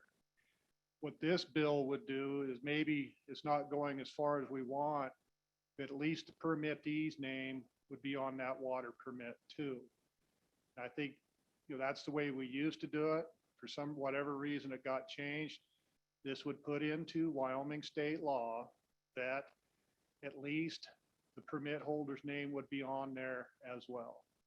So in favor of the bill for that aspect. With that, Mr. Chairman, I would sit for any questions. Any questions for the Farm Bureau? Mr. Fortner. Thank you, Chairman. So we fix that language that would be acceptable to the Wyoming Stockholder Association. Mr. Chairman, Representative Fortner, I do not speak for the stock growers. I speak for Farm Bureau Federation. Okay, you're members of the Farm Bureau organization. Would that As per our- language fix that for you? it wouldn't completely fix it, but it would at least go in the right direction. I will point out something that the state of Nevada did several years ago. They got it where the federal agencies could not hold a water permit in the state of Nevada. It has worked very well in that no water has been developed on federal range in Nevada since that law took effect. What this bill would do would be to at least give the permit holder some protection that they would hold the water right and that the federal agencies, because the permit holder is on there as well, the federal agencies would not be able to strip that water right away from them. I hope I answered your question, Representative. So if we would to look at the statute, would you say it was in Nevada? Yes, Mr. Chairman, excuse me for my protocol. Yes, Representative. And mirror that part of that law into our bill, you think that would concrete the language for future generations for decades out? You think that would be beneficial? Mr. Chairman, Representative Fortner, what I said was that since Nevada changed that law and made it that the federal agencies could not hold a water permit, no water has been developed on federal range, period. So it's not in the name of the permit holder because no new permits have been developed. The federal agencies, being the landowner, have not allowed any water development on federal range in Nevada since that. Is that clear, sir? Yeah, I got it. Okay, thank you. I'm Thank you. sorry I was misleading too. Yeah, that's a bad thing, right? We want to develop water. Okay. Mr. Chairman, yes. Okay. Uncharacteristically brief, yes. Okay. Representative Heiner. Thank you, Mr. Chairman. Mr. Moline, during your testimony, a thought came to me, a question actually. If the water permit is in the name of the grazing lessee as well as in the property owner or the federal government, and at such time that maybe they wanted to withdraw that grazing permit from the lessee because of mismanagement in some form or other. Not that I hope that ever happens, but should it happen, how difficult would it be to change the name or as the permittee to a different entity? Or would that be impossible to do? So that then the grazing lessee becomes is still the permittee on that water right, and the new grazing lessee was not able to obtain license to that. Mr. Chairman, Representative, that's probably a question better answered by the state engineer that deals with those types of issues. But as a point, when you buy new property, the water rights go with that new property. When I bought my little piece of heaven, the 3 wells went with that property. But given that it's a difference between the leasee and a landowner, that question would probably have to be answered by the state engineer. Water rights can be transferred. They're transferred all the time. I would assume it would be doable, but the state engineer would have probably a better answer for that than I would say. Okay, one more. Thank you, Mr. Chairman. So in an adversarial environment, you still think that could be transferred even though it's adversarial? Mr. Chairman, Representative, again, the state engineer having the experience of that would be a much better answer. I would assume water rights would be transferred anytime there's an adversarial position that muddies, I shouldn't use that term, muddies the water. It changes the circumstances, but that would be something that the state engineer or somebody with a better background in law of the water would be better able to answer that. Any further questions? Okay, thank you, Mr. Moline. Thank you, Mr. Chairman, Committee. Any further public comment on this issue? Okay, anything online? Anybody online? If you're on Zoom, raise your digital hand. We'll get to you there. A little bit of time. Do we see anybody? Okay, so Last chance for public comment, going once, going twice. Public comment is closed. Committee, what's your pleasure?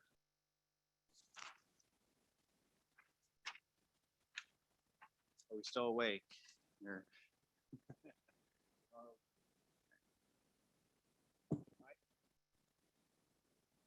Mr. Chairman, I guess I would like to see us continue to pursue this bill and see if we can't correct some problems. As we go along, we just keep finding more and more problems. Water development could end if we were to pass a law like this. That's very concerning to me. And I'm not sure that we can change the situation that they have on the national grasslands as far as the federal government already owning the property right as well as the permittees. But, we have some amendments we could put in the bill if we can't fix it. I'd like to continue with it next time. If we see a way of fixing it, I'd like to continue on with what we have. It's 135 more or less. So is that a motion to have a bill draft for Senate File 135 with the amendments proposed by the Attorney General's office? Yes. Okay. So there's a motion. Is there a second? Okay. Any discussion, committee? All we're doing is have this bill draft so we can continue the discussion at our next committee meeting with the adjustments from the Attorney General's office. And I'm sure a few more that we just learned about today. Any discussion? Okay, question. All those in favor say aye. Opposed, say no. Motion carries. Okay, so that concludes that topic. Our number 6 topic, we'll take a quick break. Let's call it 10 minutes, come back at, 3:40. We'll come back at 3:40.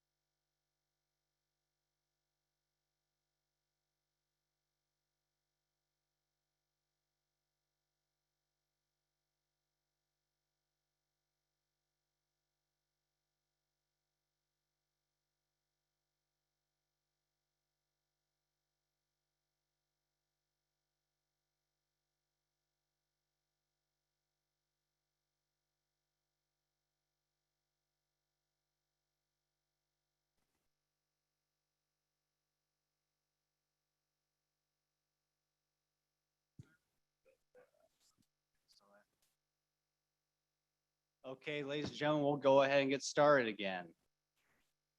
Find your seats.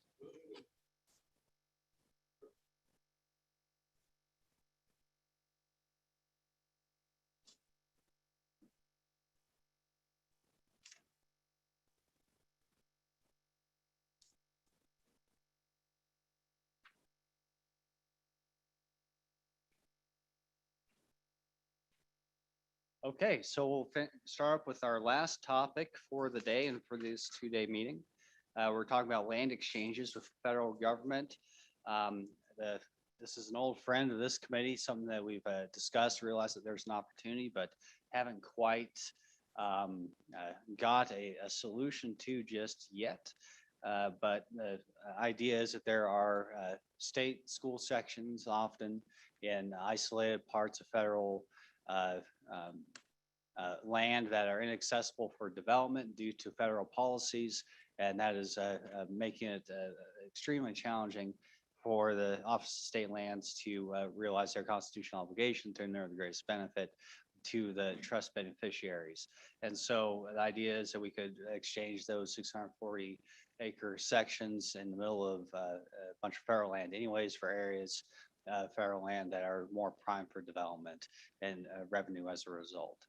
So that being said, let's see, right now on the agenda, we have somebody from our congressional delegation staff. I know we did have somebody here. I don't know if she's still here, if we have somebody online perhaps. If not, that's totally fine. We can go on to the BLM.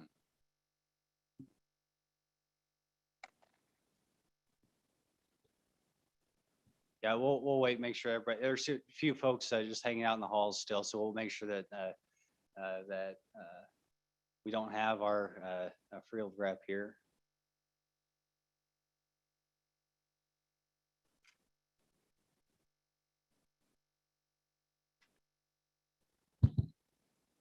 Mr. Chairman, Mm-hmm.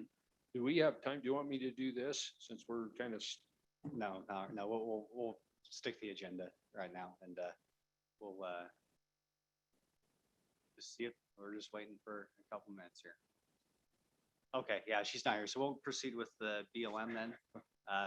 Welcome back, Acting State Director.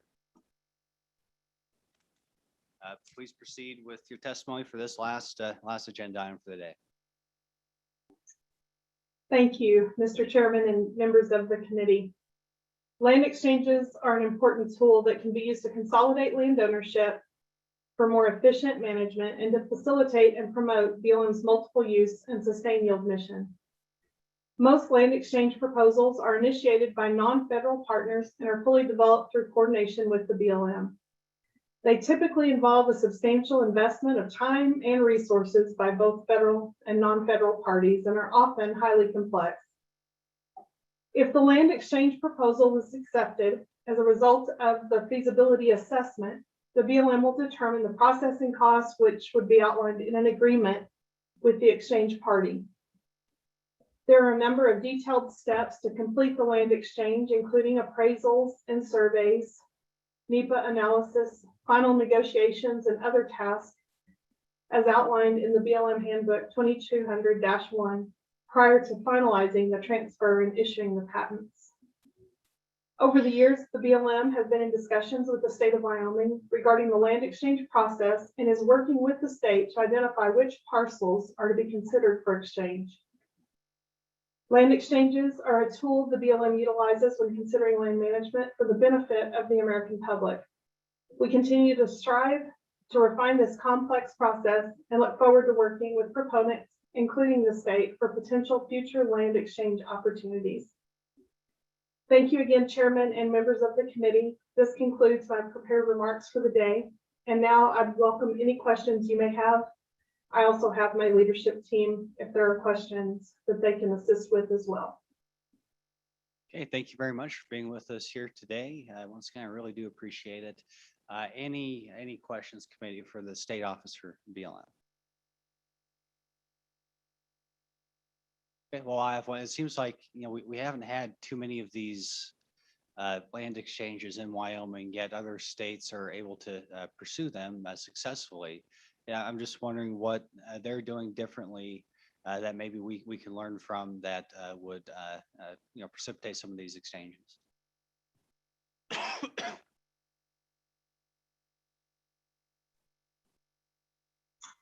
Thank you, Mr. Chairman. I have our Deputy State Director for Minerals and Lands, and let me see if I can change this camera real quick.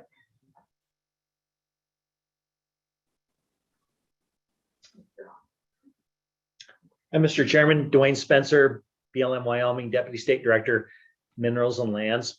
To answer your question, I think one thing that we really need to agree upon is the universe of lands that we want to consider foreign exchange and getting that agreed upon to start the process. That's a key step. And as we've discussed in the past, a lot of them in Wyoming, we have a little more complexity because of the amount of leased minerals we have on a number of those lands. And that just adds a very difficult step to deal with when we're talking about with leased lands. But the first starting point is to start with an agreed universe of lands that we want to look at and start through the process to narrow that down.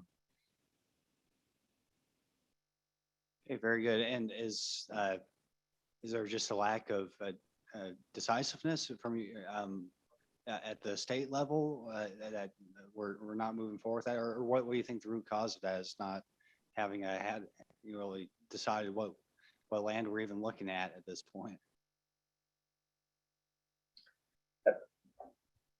I think the state lands would be best to address that at this point. As we've talked about in the past, we'd like to start with some small ones and get a process, go through lessons learned to make it more efficient, what works for all of us. And like everybody, you've got to really identify the priority that you want to focus with on these, because there are a lot of steps to go through, and it's typically a multi-year process by the time you get the appraisals done, and by the time BLM gets its processes done and the state land office would get their processes done. So we've agreed that we want to start with some pretty relatively simple ones to look at. That'll be a key step in lessons learned. All right, thank you. Any questions for the state office?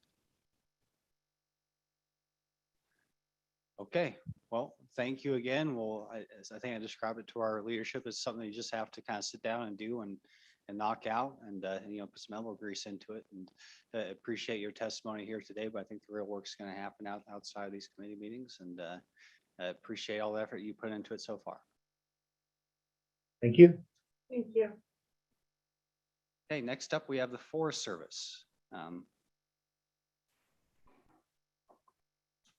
Good afternoon. Thanks again for inviting me to your committee meeting, Mr. Chairman and the committee members. My comments are going to be very similar to what you just heard from Bureau of Land Management. So today I'd like to provide you with an overview of the Forest Service land exchange process. And it's a complex process, and I've divided it into 4 general steps. So the phase 1 is that we talk about what's the land exchange proposal? And this is, I think, the conversation you were just having with Bureau of Land Management, is we need to get to the starting gate. And phase 1 is really defining the land exchange proposal.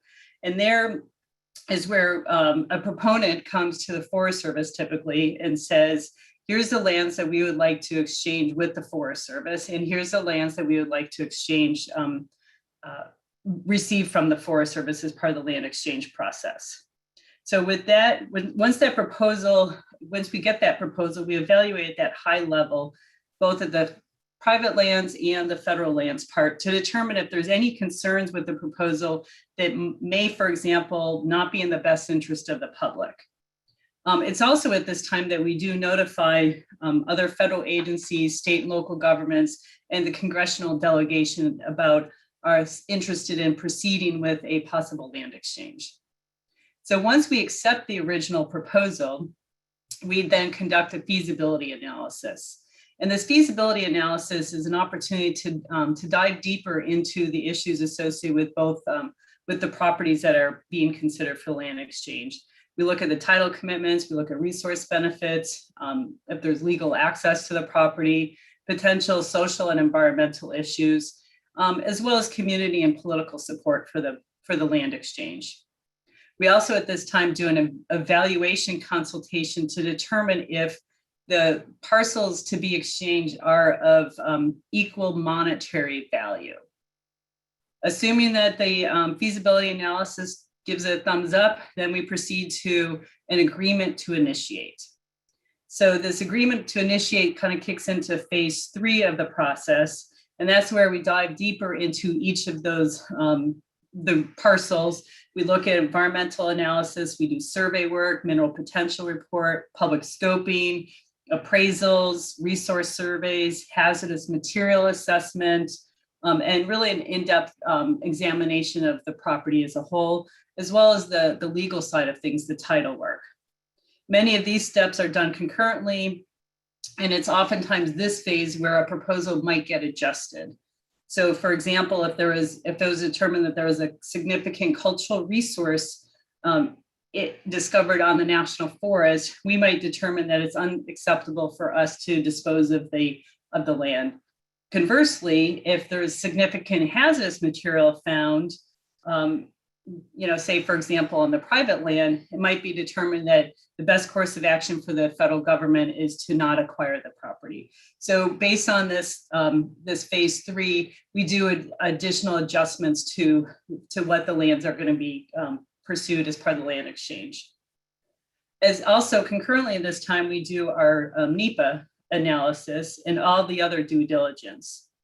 So as part of NEPA, as you're probably familiar with, there's an administrative review process, which then allows members of the public to not only provide comments during public scoping, but also file objections. If there's no objections, then with the decision, then the land exchange can proceed. If there is objections, then those have to get resolved before we can proceed. Sometimes we might not be able to resolve them, and that does change the process as well for the land exchange. So then we proceed to the last phase, phase 4 of the land exchange process, which is the exchange agreement. And this is where, after we've made our decision, we then enter into a legally binding agreement between the Forest Service and the proponent. This agreement commits both parties to what lands we're talking about, as well as specifies if there's going to be a cash equalization requirement if the properties are not of equal value. Forest Service requires the properties to be of equal value or make the difference up in cash either way. And so that's also identified in the exchange agreement. So after the exchange agreement is signed, then we proceed with signing deeds, any patents, they're recorded, and it's done. Sounds great, right? But the timeline can vary. It's not uncommon for land exchange processes to go 2 to 4 years. However, complexities with land exchange can stretch that out substantially. That's particularly true if we're dealing with multiple parcels and possible multiple landowners, that it can complicate things quite a bit. Also of note is that exchanges are discretionary actions for the agency. And we have no legal obligations to engage in them, nor liabilities if we don't. And therefore, certain non-discretionary activities, such as special use permitting, often takes precedent over proceeding with land exchanges. As I just outlined, the process is complicated, and what I described to you today is really just a high level. But as BLM mentioned as well, land exchanges are important administrative tool for the Forest Service to help improve public land use opportunities on the national forest, as well as efficiencies for non-federal land. So thank you, Mr. Chairman and the committee, and this concludes my remarks, and I look forward to any questions you might have for me. Any questions for the Forest Service Committee? Okay, I have one. So have there been any recent land exchanges in the state of Wyoming that you're aware of? So as I explained when I presented earlier, so I cover the western side of Wyoming. So I'm not as familiar with the Rocky Mountain region portion of Wyoming. But however, I can say, so I've been in my job for 9 years. We have completed a land exchange on the Bridger Teton with a private rancher. And we did do a land exchange up in the Gravant drainage with him. I completed that maybe about 3 or 4 years ago. Okay, very good. And also, if I understand correctly, your area of responsibility extends outside the state. Is that correct? Yeah, so our geographic area is all of Utah, Nevada, and then most of Idaho as well. Okay, very. And was your experience in those states with land exchanges? Would you say they happen more frequently? Do they have different processes, different ways that our state agencies maybe support the process? So since I've been in my job, we've not completed, I'm just going through my mental Rolodex here, land exchanges with any state agencies. We have had a number of land exchanges with state agencies, but mostly because we haven't actually, no one's reached out to us. So it's not because of lack of getting, to agreement. We just haven't had conversations with the state agencies on it. We have had a number of land exchanges that are in various stages of the process. Like right now, we're getting ready to enter into that third phase on several of them. One, we're actually in 4th phase right now. They've predominantly been, we have a number of them with mining companies. We also have a number of them with landowners who are interested in, geographic redistribution of the property for management purposes.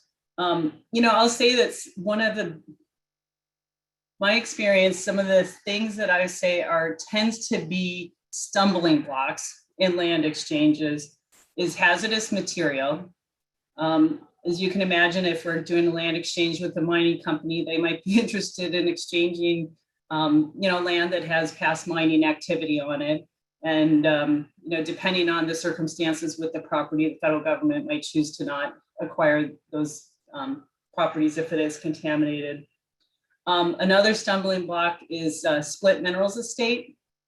And this can be an issue with state agencies. And so that's where the landowner, the surface ownership and the mineral ownership is not in the same ownership. Or in some cases, the state might own both surface and minerals, but want to retain the minerals if we'd be acquiring the property. And in that regard, our policy and practice has been to not acquire surface ownership if we also can't acquire subsurface ownership. So that's probably going to be an issue for conversations with the state. And then the last thing I'll say that seems to be a stumbling block on land exchanges is the approximate equal value. So we do, by law, have to have the land be approximately equal monetary value. The law does allow up to 25% what we call cash equalization, which is where you can kind of throw in cash at either end to make it whole. Oftentimes we have landowners that think their property is worth more than it actually, our appraisers say so. So that tends to be one of the stumbling blocks. So I would say that those are the 3 stumbling blocks: the hazardous material, minerals, and then the cash equals, or the approximate equal value. So hopefully that was helpful, Mr. Chairman. Absolutely. Thank you. I appreciate it. Any questions, committee? Okay, well, thank you. Appreciate it very much. We'll look forward to kind of restarting this conversation and see what can come of it. Mr. Chairman, we look forward to that too. Thank you. Okay, next up we have our Office of State Lands and Investments. Good afternoon, Mr. Chairman. I'm Jennifer Scoggin, the Director of the Office of State Lands and Investments. I have with me Jason Crowder, the Deputy Director, and I see that Bill Kratzer, the State Forester, is also on. Again, appreciate the ability to appear virtually today. As I mentioned yesterday, we've had a number of scheduling conflicts, but we really appreciate your understanding and our inability to get there. What we thought we would do, Mr. Chairman, is obviously the federal agencies, they have their processes for land exchanges and acquisitions, and the state, we have ours as well. And those processes, when we do real estate transactions with the federal agencies, those processes have to run concurrently. So what we thought we would do just quickly is to go through our acquisition, our disposal, and our exchange process, just to kind of remind the committee kind of what we do, and we won't belabor the points. And then after that, Deputy Crowder can go into some of the things that we've been working on and kind of remind the committee of some of the properties that were identified in the 2017 study. So if that's okay, we will proceed in that direction. So first and foremost, we'll go through the acquisition process. I'm a visual learner, so I like flow charts, if you will. So we'll start with the proposal submitted. Anyone, including the director, can identify a parcel for the board to acquire as state trust lands. Once the parcel is identified, it's placed on what we call our Category 1 acquisition list. Our initial OSLI team reviews the proposal and decides whether they believe it's suitable for a potential acquisition. If they believe so, they present it to the director. The director then reviews the parcels on the Category 1 list, and if he or she finds them suitable, they're moved then to the Category 2 list. Once the parcels are moved to the Category 2 list, the office prepares what we call a detailed analysis of those parcels. And in that analysis, we look at our trust land management objectives. We look at market value of the parcel individually and in combination with other state lands. We look at income generating potential. We look at manageability of the parcel individually and in conjunction with other state trust lands. The office then presents the detailed analysis to the Board of Land Commissioners in executive session. And the board can either reject the proposal and then it's removed out of the process, or if the board determines that the board may be suitable, it authorizes the office to continue the acquisition process and instructs the office to obtain an option to purchase. Then the office obtains an appraisal so that we know what the fair market value of the parcel is. We then notify the Department of State Parks and Cultural Resources and the Game and Fish of the proposed acquisition. We make available to the public the detailed analysis and appraisal, and we notify them too of any, the existence of any important wildlife and habitat as identified by Game and Fish, or the existence and importance of any cultural resources as identified by state parks. Then we have a public comment period, which extends for about 60 days. We also, during that time, hold a public hearing in the county where the parcel is located.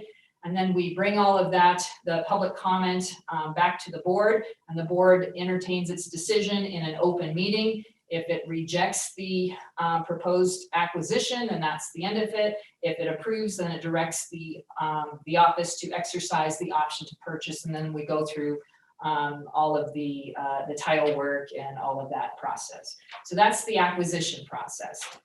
Real quickly, the disposal process, it's somewhat similar.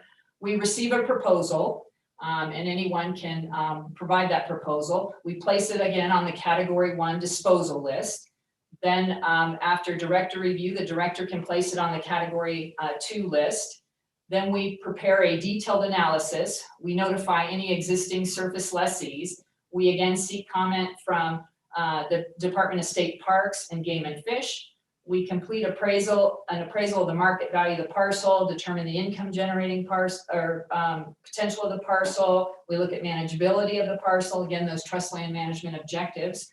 Then we determine whether there is in existence any wildlife habitat or wildlife recreational opportunities. We look at the existence and importance of any public recreational opportunities and cultural resources. Then we publish the detailed analysis to the public. Again, we initiate that 60-day public comment period, and we hold a hearing in the county where the parcel is located. We then present the detailed analysis and public comments to the board. The board makes that final determination. If in fact the board decides to move forward. Disposal of state trust land needs to go through the public auction process. I think that's constitutional and in statute as well. So the board would instruct us to, or the board would establish a minimum bid and direct the office to sell the parcel at public auction. And so we'd advertise and move into that process. So then finally, very quickly, the exchange process. These are all real similar. Again, anyone, including the director, can identify parcels and propose an exchange to the board. The parcels for exchange are identified and again placed on a category 1 list by the office. The office reviews it for suitability, brings it to the director. If the director believes it's suitable, it's then the office prepares a detailed analysis of the parcels. Again, we look at those trust land management objectives we talked about: market value, income generating potential, manageability. We then present the detailed analysis to the board in executive session. The board can reject it at that point in time, or it can authorize the office to continue the exchange process, at which time the office would negotiate and execute an agreement to initiate the exchange. We would obtain the appraisals, again, notify state parks and game and fish, make the detailed analysis public to publish it so that it's public. Again, inform the public of any wildlife and habitat opportunities and any recreation and cultural resources. Initiate and accept the public comments for 60 days, hold the public hearing again in the county where the parcel is located, and then the board would consider the exchange in an open meeting and make its decision. If it's in favor, it instructs the office to close on the property. And so that's roughly the acquisition, disposal, and exchange process. And Mr. Chairman, you might remember that in 2017, there was a study that was completed that identified an inventory of stranded state lands. And at this point, with the committee's permission, I would yield the floor to Deputy Crowder to kind of provide a brief overview and remind the committee of what's in that study with respect to the stranded state parcels. Thank you, ma'am. Mr. Chairman, as the director mentioned, this study was done as an interim topic. It was the #1 priority for the Joint Ag Committee in 2017. And it asked us to identify all of the stranded state lands within the state that fell into certain areas. Those were areas, WSA's, wilderness study areas, wilderness areas, ACEC's, areas of critical environmental concern, and roadless areas. And we developed this report in response to that. Subsequent to that, the committee also asked us to develop an inventory of all the maps where all of these parcels were located and a valuation matrix with an income generating component to that. So that's what we did develop for the committee. We provided it to them back in 2017. I believe we provided it to you just a couple of years ago as well, and we're happy to provide it again. But it is largely unchanged since that point in time, and this is a decent map to show the scope of all of those restrictive areas across the state. It's a little bit hard to see all of the state trust lands that would be trapped inside of those and further restricted from development, as the chairman mentioned earlier. But we could provide this, we could look into it again and update the numbers for you, and you'd be able to see exactly where all of these parcels sit within each one of those designated restricted areas by the federal designations. One of the things that we did note when we were going through that process is that not every single one of these parcels that is trapped is not producing income, meaning that we do have mineral leases inside these designated areas that do produce income. We also have conservation type leases inside these designated areas that produce decent income on a per acre basis when you compare it to other parcels. Some of those leases are with the Wyoming Game and Fish Department for habitat set aside away from grazing and saved for habitat use. So we do monetize in these things. So it was good for us to do an assessment and put this study together to really identify those parcels that are restrictive in nature as far as revenue generating potential.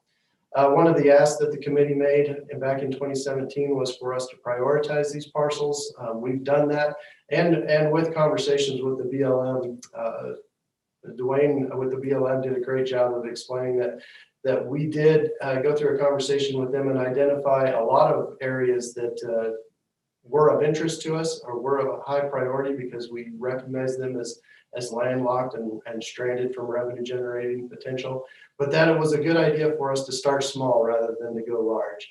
And as we've reported to the committee in the past, Fortification Creek in Campbell County, Campbell-Sheridan County area is probably the highest priority for us because it is an isolated 640 acres. It's within the Fortification Creek Wilderness Study Area. It has a lot of gas under it, or at least the potential to have gas under it from adjacent drilling operations would lead us to believe anyway. However, with the drop in natural gas prices, the value of that gas may not be what it was when we first identified this parcel. But it's stranded. We can't get to it. We can't drill it. It's sitting there. So we've identified it as the highest priority to move forward with and find an exchange suitable. But as Dwayne also mentioned, it's hard to quantify the amount of gas under that parcel, value it, and find the same amount of gas underneath a parcel owned by the BLM and get a value for value situation there. So that is the discussion that is still ongoing between the two agencies, is to ensure that we have that value for value component there. The second priority was the Lander Front area, everything that's really west of the city of Lander and up to the foothills of the forest. That land has been known for phosphate deposits. It's great, very good wildlife habitat as well. We have had some phosphate leases in the area that we've had to since cancel because the lessees, the applicants, requested relinquishment of those because they simply couldn't access those minerals. That wasn't only a BLM wildlife designation, it was also a game and fish designation. So we were looking at opportunities to unlock those lands from those protective designations and move them out into other federally owned properties where we could create a value for value situation as well. We tried to stay within the same field office, tried to stay within the same county as much as possible. And that really restricted our ability to find a large enough block of land of federal minerals that would create a value for value situation with us. Mr. Chairman, that's the report that we did complete back in 2017. We probably have more detail we can go into about it. I'm happy to answer any questions you have or any other conversations we've had with the federal government moving forward with possible transactions. Peggy, questions for state lands?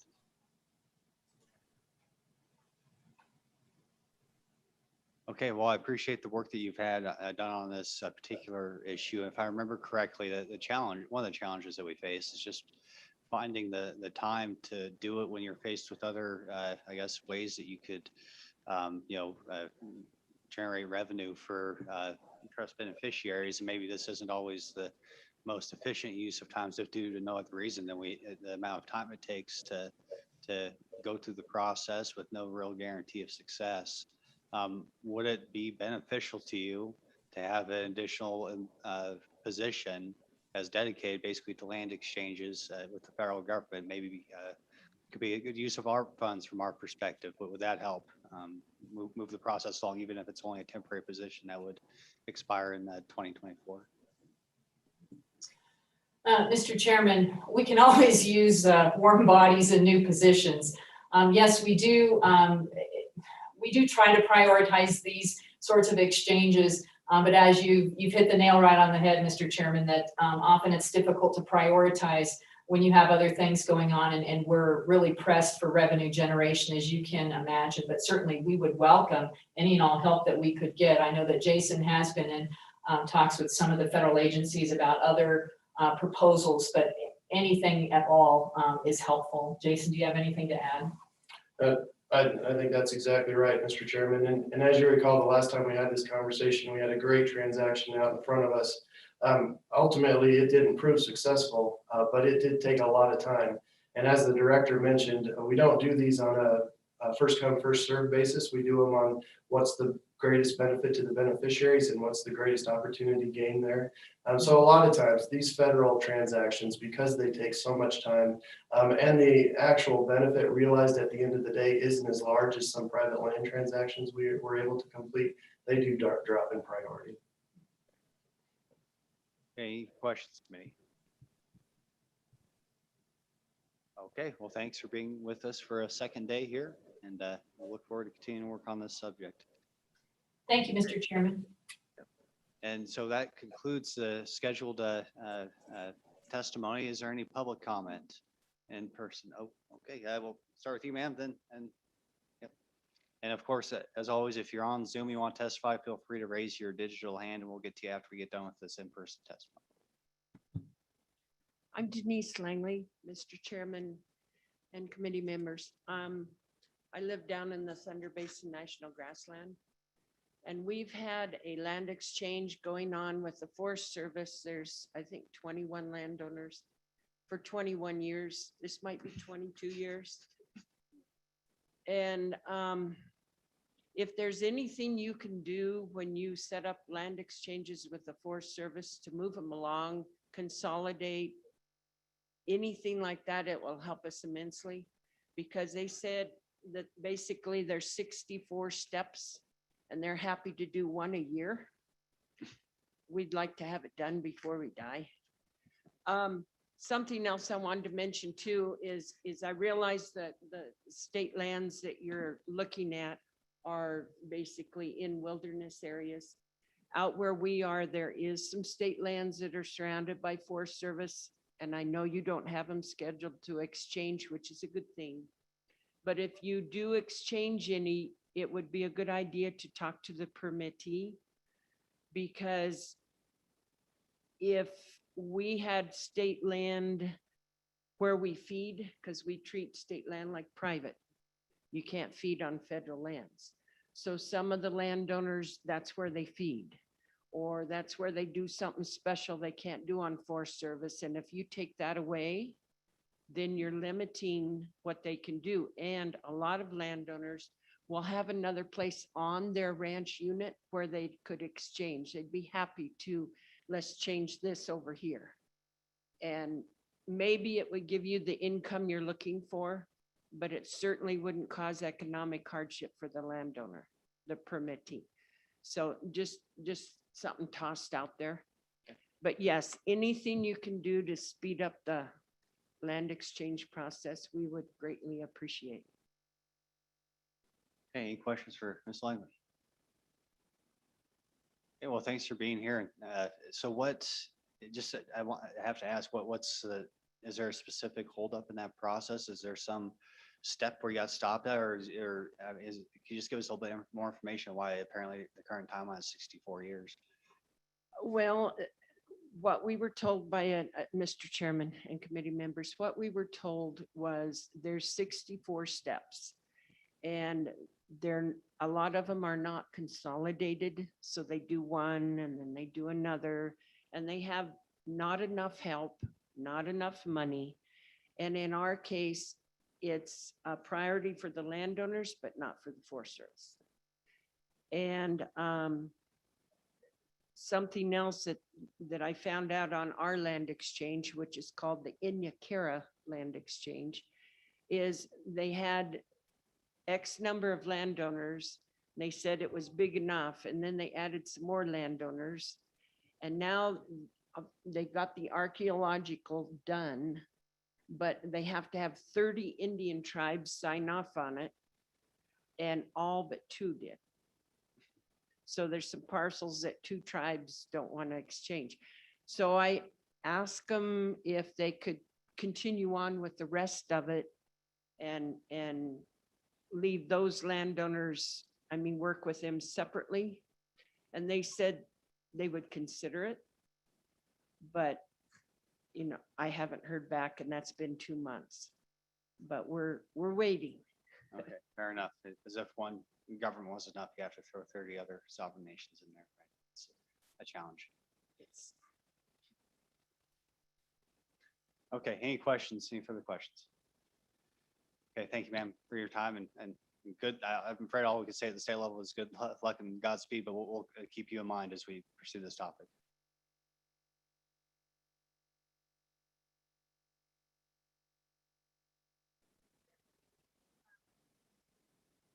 Okay, here we go.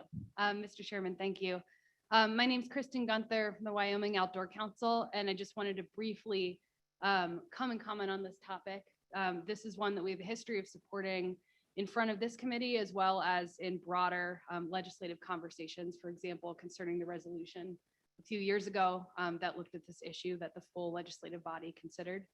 So I just wanted to show up again and offer our support for taking this on just from a citizen perspective. We think that this is a topic that the public has a real interest in resolving. It presents a lot of opportunities for win-win solutions across the board. So we'd like to offer our support as a resource as the conversation continues. We'll plan to continue tracking. We'll plan to continue educating our membership about this topic. It's one where as it evolves, we'd love to bring in a broader public audience and explain why this is an important thing to move forward for the state and for all folks who care about our state schools and also good long-term management that makes sense on our landscapes. And lastly, I appreciated the question from Chairman Boner related to resources for state lands.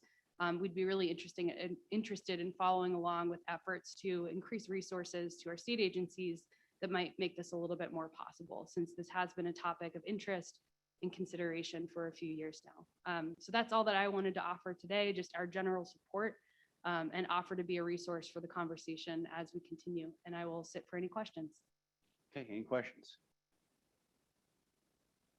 Yeah, well, I have one off the top of my head, I guess. Are you aware of any circumstances where a NGO, but maybe such as yours, helps along and facilitates if they have some sort of expertise that they could help the federal government or the state government work along? Are you aware of any circumstances like that?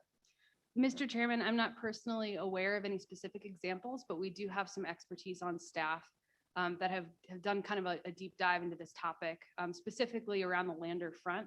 And I know that some of those staffers would be interested in looking at other examples from other states that have managed, kind of as you were mentioning, other states that have managed to do these successfully.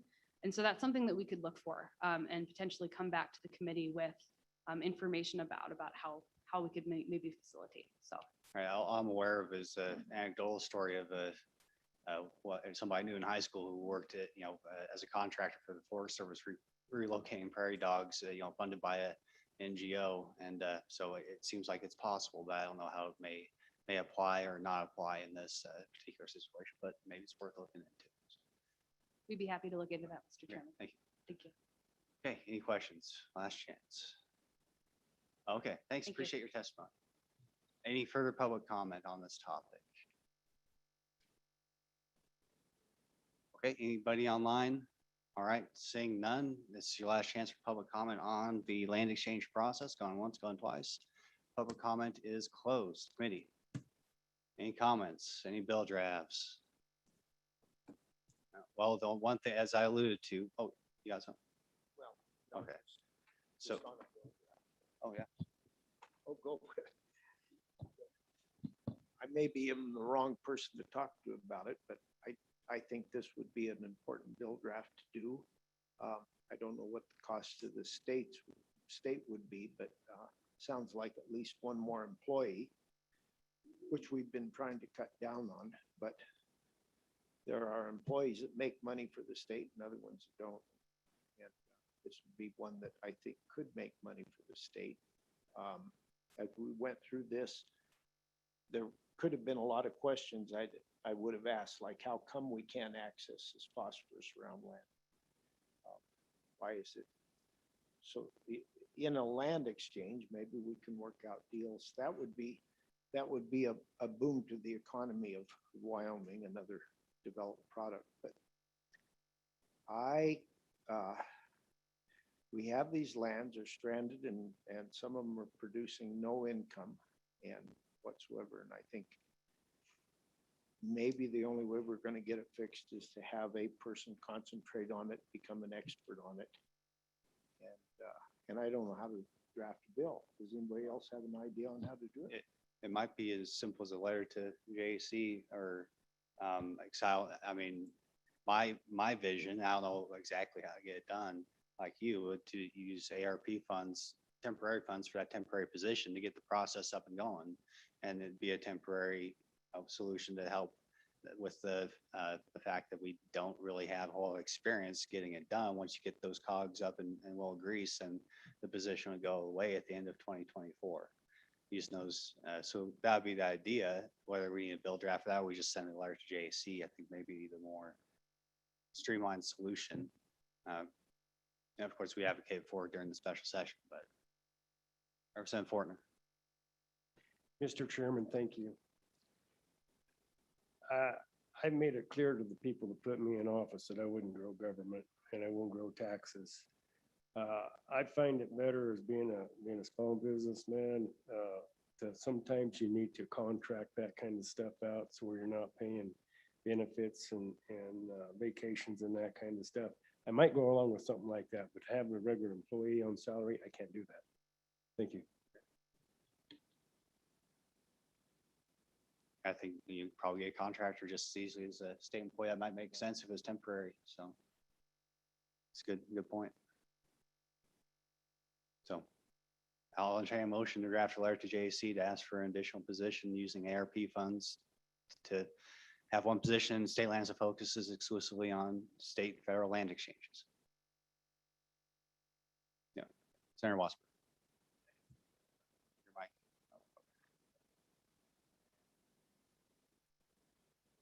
Microphone. We could leave it at the discretion of Appropriations Committee. They could do an AWAC position. Essentially is what we're talking about. So I'll make that motion for a second. Okay, moved by Senator Wasper, moved by, or seconded by Senator Costin. Discussion on the motion before us. Senator French. Just something to help me clarify something. So we're drafting a bill to remove one of the State Land and Investment Board employees and put in the Department of Agriculture, correct? Along with their responsibilities that. Right. Yeah. And that's just a placeholder because we don't know how much staff time is dedicated to that particular function. But we're shifting that employee. Do they know about that? And first, so they'll Well, I be, hope so. They were there when we said it. so they're probably not aware, but maybe they are. So are we talking replacing that position or and adding another? So adding two to SLIB since we're taking one from them and putting it over in Department of Ag? Just help me clarify. No, they're separate considerations. It's possible that one passes and one fails. One happens, one doesn't. They're completely independent of one another. So the proposal here is to add a temporary employee or contract personnel, excuse me, to state lands to help get this land exchange process going. It has nothing to do with the other thing we just discussed yesterday. Well, I understand that, but they're going to be down one employee. So they're more likely going to come and say, hey, you took one of our employees over to ag, and this is temporary. Are they going to want that employee replaced? Do you know? Well, they probably would, but that doesn't mean we're going to do it. I mean, once again, the concept is we're not just taking an employee out of the agency, we're taking a function out of the agency, which is supported by the employee. So they're following their job to the Department of Agriculture. It's not that, this proposal has nothing to do with the one we had yesterday. One doesn't affect the other. There's two different functions within that same agency. So that's why I don't think it's a useful exercise to try to conflate the two. There's no correlation. Any further discussion? Senator Bouchard. Thank you, Senator Mr. Bouchard, then Chairman. Senator Wasper. I'm just trying to figure out we don't have a plan at the base of all this. I mean, just moving an employee isn't necessarily going to accomplish anything, is it, if we don't have a real plan and a directive? So that's my question. Are we going to write that plan as part of this? Well, absolutely. The plan is to have that employee be focused exclusively on this one subject of facilitated state and federal land exchange. There's a broader context of the discussions that we've had on this committee as to identifying the specific pieces of land. And I'm sure state lands could provide that information. They have some pretty detailed information on those three parcels that we're looking to exchange. So yeah, there is a detailed plan. And I mean, at the end of the day, it's a letter and it, we have to deal with the ambiguity of not knowing exactly whether it's going to be a budget footnote or how exactly, we don't even know what the special session is going to look like at this point.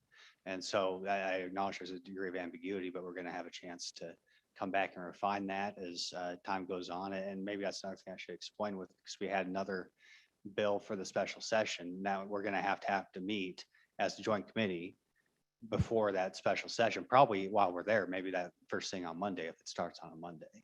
So just that's something I didn't explain. This is just to get the letter drafted the way or actually it's to send it to JC, but it's the beginning of the process, point is, and it's no final action on our part. And so we're getting the concept together. There's a general plan. Specifically, we have to wait and see how things develop over the next couple months as to how exactly we would how that plan would progress. But I think we have a pretty good general idea to get started, at least. So, Senator Wasberger, you have something? Mr. Chairman, I will ask that question privately later. Oh, okay.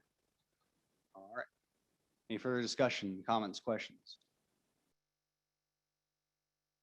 Okay, all those in favor, please say aye. Aye. Opposed, say no. No. Okay. All those in favor, raise your hand and keep them up, please.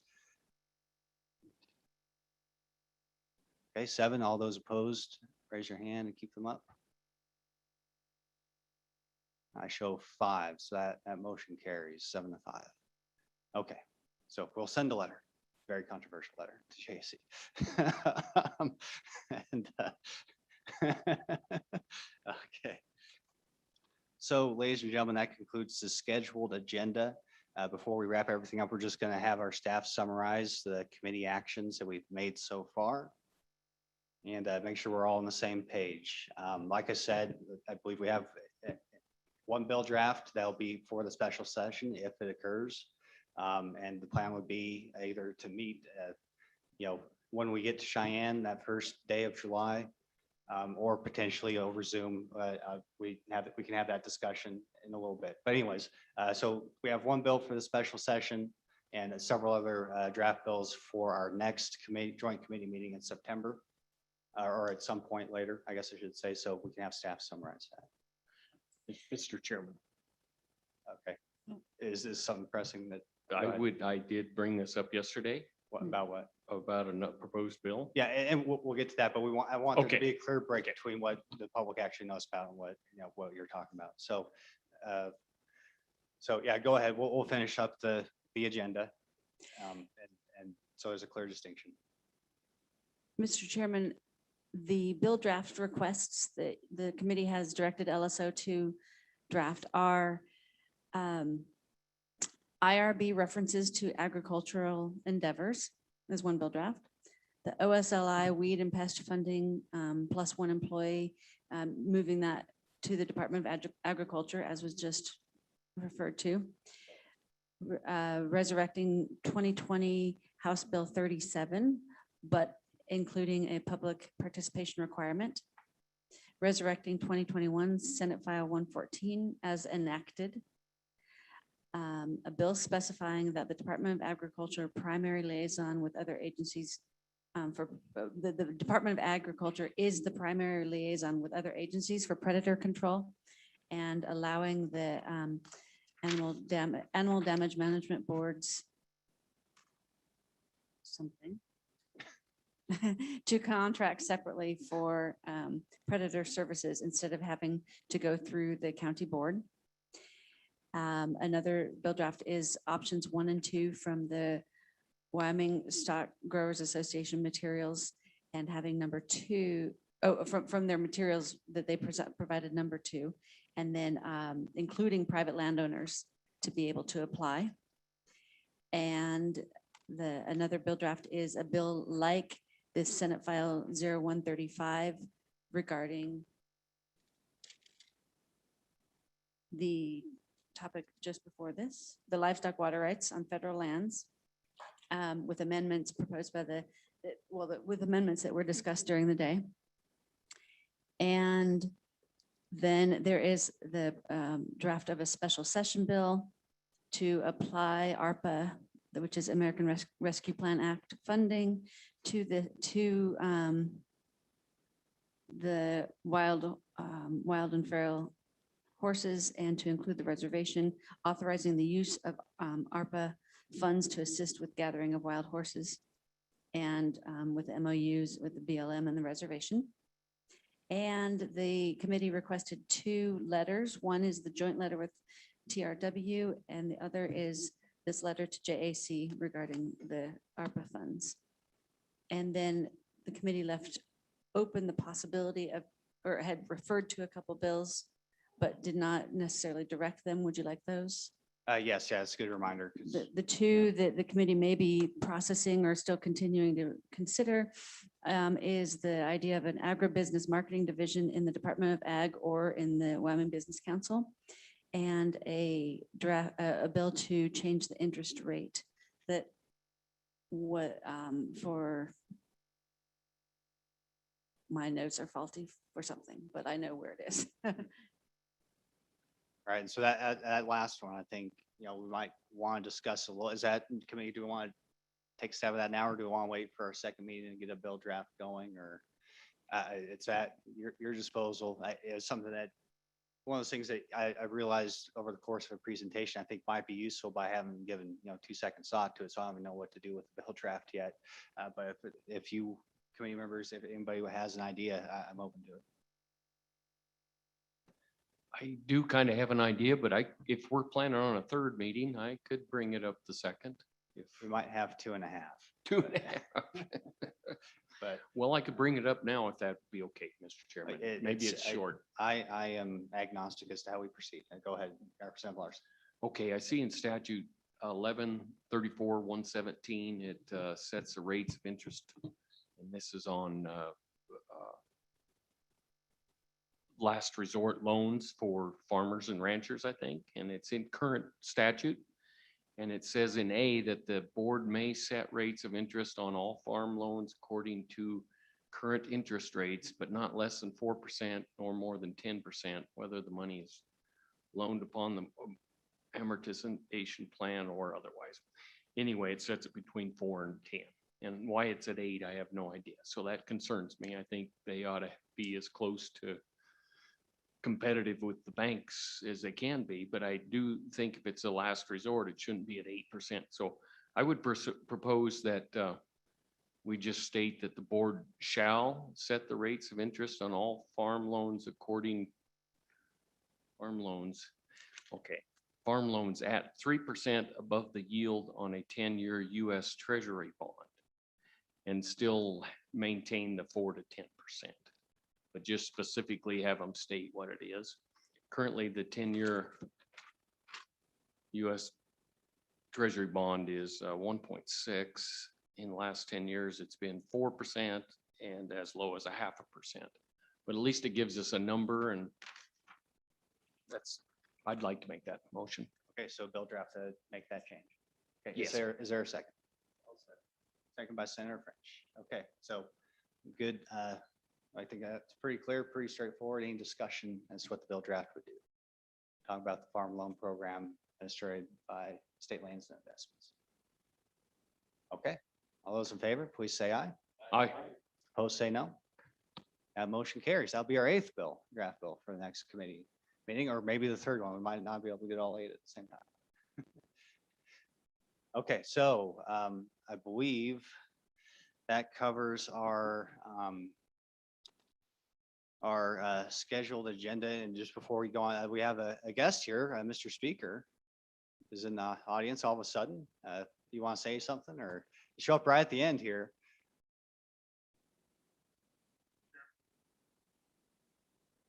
Chairman, members of the committee, thank you. I actually been listening for most of your meeting, but from a distance. So well done. Thank you for your being in Gillette. Thank you for all your work. And I hope you have safe travels home, and especially those pulling an RV. So there's thunder clouds to the west. So I hope it rains somewhere. So and just so you know, I did have good intention of being here, and actually, as some of you probably know, in Northeast Wyoming, we're in pretty tough shape, moisture wise, and about everybody in my country is selling cows this week, including me. So that's what I've been doing, is preparing loads of livestock for this week and next week, because we're in tough shape.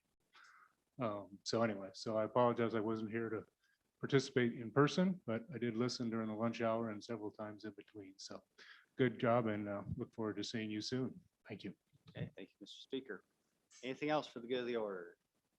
Mr. Chairman, Representative Larson. is there any way we could ask our Mr. Speaker if the plans on the July session, if they have any? That's a good point. Mr. Speaker. Thank you, Mr. Chairman. So I just got off a call with our leadership, which is why Senator Hicks wasn't here to present that idea that Mr. McGagna pitched. I can't remember which one it was, federal lands issue, I guess. And so we are developing a kind of a matrix of decision points regarding the amount of funds, the latitude of the programs. As you know, some of the guidance came out 2 weeks ago. Some of it came out yesterday. 200 pages of new guidance came out yesterday. And I haven't read it all.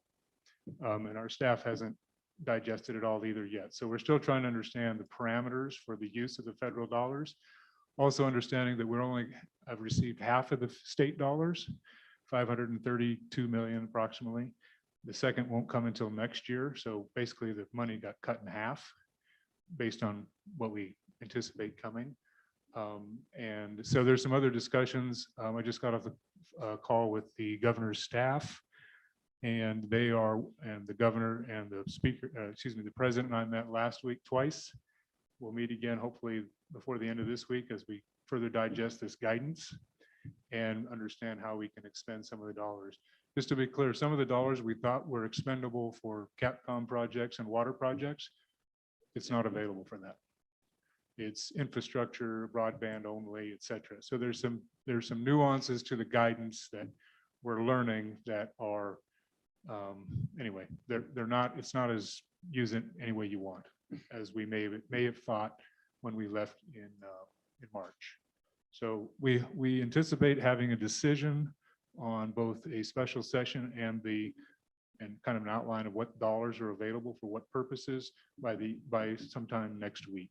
So just give us we're not putting off the decision. We're just trying to get the best information we can so we can all understand where we are. So I'd be glad to stand for any questions, Mr. Chairman, but that's kind of where we are as of literally, I got off that phone call at 3:30.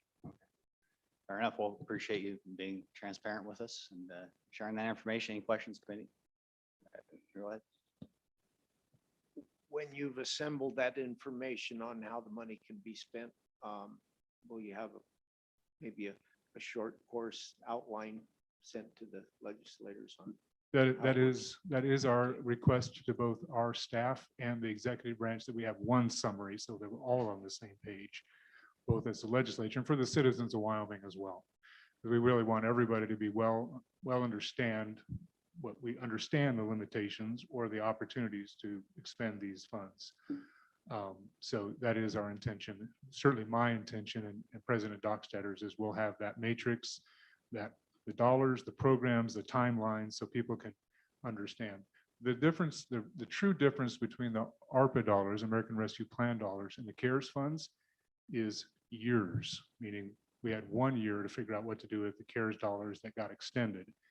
With the ARPA dollars, we've got 2.5 years to start with, and actually 3 by the time you build in some appropriation or some expenditure type language. So we've just got a different amount of time. Hopefully we can do things that are thoughtful and forward looking, and not just reactionary. And I hope that's certainly what we're trying to set up for this legislature and for subsequent legislatures to have that opportunity. So thank you, Mr. Chairman. Any further questions? Representative Ford. Thank you, Chairman. Mr. Speaker, do we have to take all those dollars? Do we have to make all those crucial decisions, or do we really need to? Is it a want or a need? Thank you. Thank you, Mr. Chairman. So Representative Fortner, I think that there certainly is the opportunity to not expend monies. There is also the opportunity not to accept monies.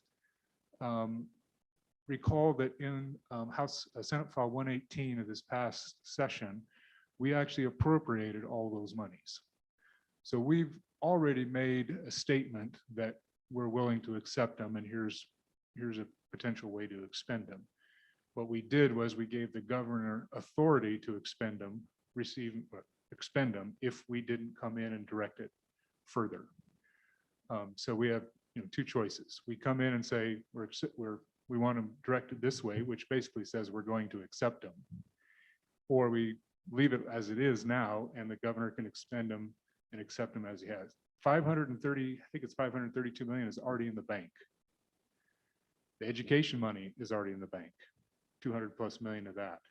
Cities, counties, I think counties may have already received their money, which doesn't come through the state. So there's money that comes through the state and some that goes directly out to university, to et cetera, et cetera. So there's different pots that are received and appropriated in different ways. And I mean, if somebody wants to make the case not to accept the money, that's fine, but we have actually technically appropriated it. The legislature has already done that in 118. What we'd going into special session is be more precise about how we want it expended. This program, this program, this program. But after September 1st, then the governor has a fair bit of latitude. Okay, any further questions for the speaker? Thank you, Mr. Okay, Chairman. thank you, sir. Thanks for being here. Okay, any further discussion or motions before we adjourn? Mr. Chairman. Representative Ward. Yeah, I wanted, they just handed out a bill draft that I would like this committee to consider. And having talked to LSO, what we would need to do is if this committee does decide to move forward with the bill, I would like to ask that it be drafted and presented and at our next meeting, whenever that is, so that it could actually be prepared as a committee bill for the special session in the event that we meet. That you might want to explain what the bill is. Okay, and I was going to say, right, yeah, for those that don't know, I handed it out. This is, it says Senate File 81 with the tracked-in amendments. And what this is the Senate version of the Second Amendment Preservation Act with the amendment that was passed in the first reading, I believe. And so it would need to be drafted up and then presented so the public would have an opportunity to comment at our next meeting. So this isn't bypassing the public process, but it is something that I think, I know other states, probably the one that was the most publicized that I'm aware of was Missouri just recently passed this. And I think, I know when I went home, I had several constituents that asked me what happened. And all I could tell them is what I understood. It is for that reason that I bring this forward, and I would ask the committee to consider that and throw it out there for discussion, comments, whatever. Thank you, Mr. Chair. I'll take that as a motion. Is there a second? Second. Okay, second by the Representative Larson. Okay, so committee, I appreciate the attempt at transparency, and I agree that since it's just a vote to get it, to the next committee meeting for a special session, that there will be some degree of it. But I also have problems with, we've heard the discussion we've had today with even whether to draft a bill or not. And there's been, even motions to draft a bill that have failed. And so there's still a procedural issue here because it was not on the agenda. And there's there's a degree of lack of transparency, even though I agree that it's, since obviously we're not taking final action, that it's not as bad as it could be, as if we're just expected to vote to sponsor it right now. So Well, that's a Mr. concern. Chairman, I Excuse me, would no, say- excuse me. I have, No, so and we're that's talking fine. about procedure, and Yep. this is actually important to me. Yep. Okay, so I'm not, so to be clear, I guess I should say, I'm not gonna pull a bunch of rules that say you can't do this, even though maybe I could.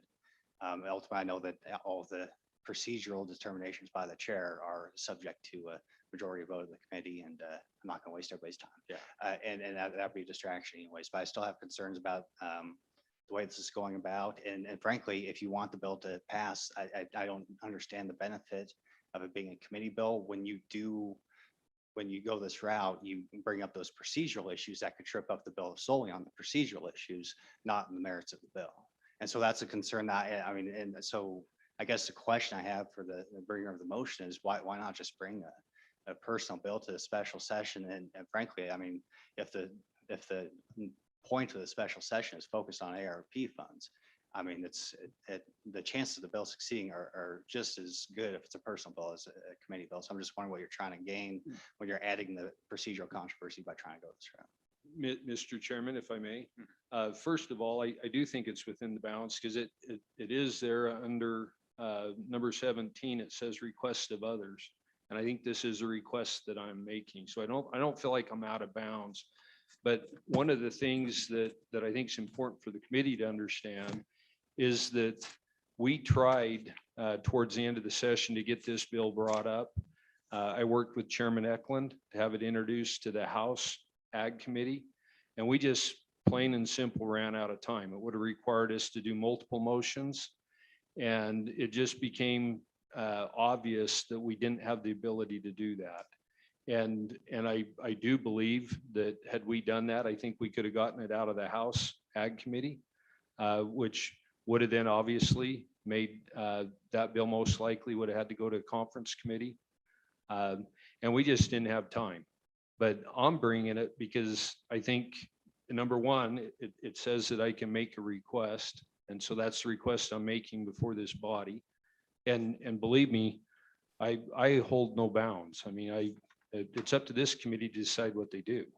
And you're correct, Mr. Chairman. I can bring it as an individual bill if we opt not to do that. But I just think it's in our best interest to have the discussion. And I'm perfectly comfortable. We already set some of the rules in motion, and I'm fine with the rules that we set.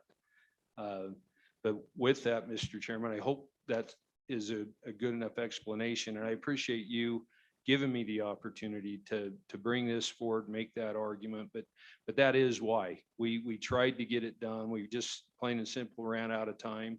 And I didn't want to rush it then. I don't want to rush it now, but I think we have time to use the process that's in place, let everybody comment on it, put it out for the public, let them do it. And so I guess I don't feel like we're fudging the factor that bad, but I leave that up to the committee, Mr. Chairman. Okay, and to be clear, like I said, I'm not going to get into the technicals and Well, and I appreciate that. And I haven't got to Masons yet. We haven't even talked about the whole management council assignment process. So I don't want to get into that. So, yeah, but I guess my concern still remains that you're adding unnecessary controversy by the method that you're going about with no tangible benefit to it being a committee bill versus a personal bill. That's just, I guess, a point of disagreement, I guess, between us, and that's okay. So any further discussion? Senator Cost. Thank you, Mr. Chairman. My problem is getting this right now and then making a decision on it and all. I don't even feel comfortable. I'd much rather be able to review all the bills and all like we normally do.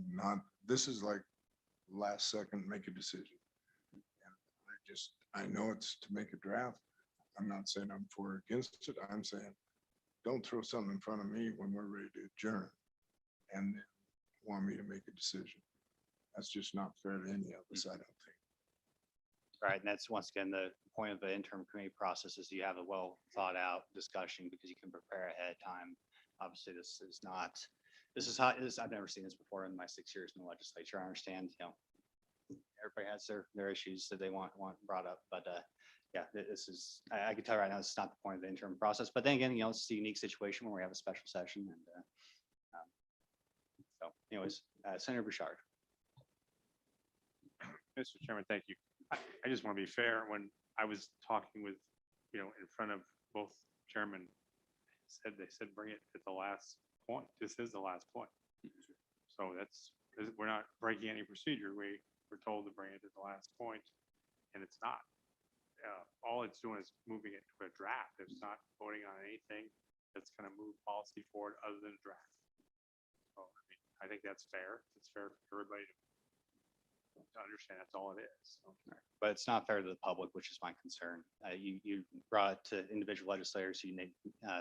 It's supposed to be a public process. That's a benefit of the interim process. Like I said, I'm not, it's not, I recognize it's not as if we're asked to vote on whether we sponsor the bills committee right now. And so there, it's not as bad as it could have been. But still there's, obviously, I feel like I'm crazy having to explain that, usually you get 2 weeks notice with all these materials up publicly available before you even have the discussion as to whether you're going to draft the bill. We all know this. We all know this. So that's why I'm objecting to. Like I said, I'm not going to try to, throw this rule or that rule at you with it. Because I mean, yeah, we all know the end result of this effort anyways, frankly. But so anyways, any further discussion? Senator Wadsworth.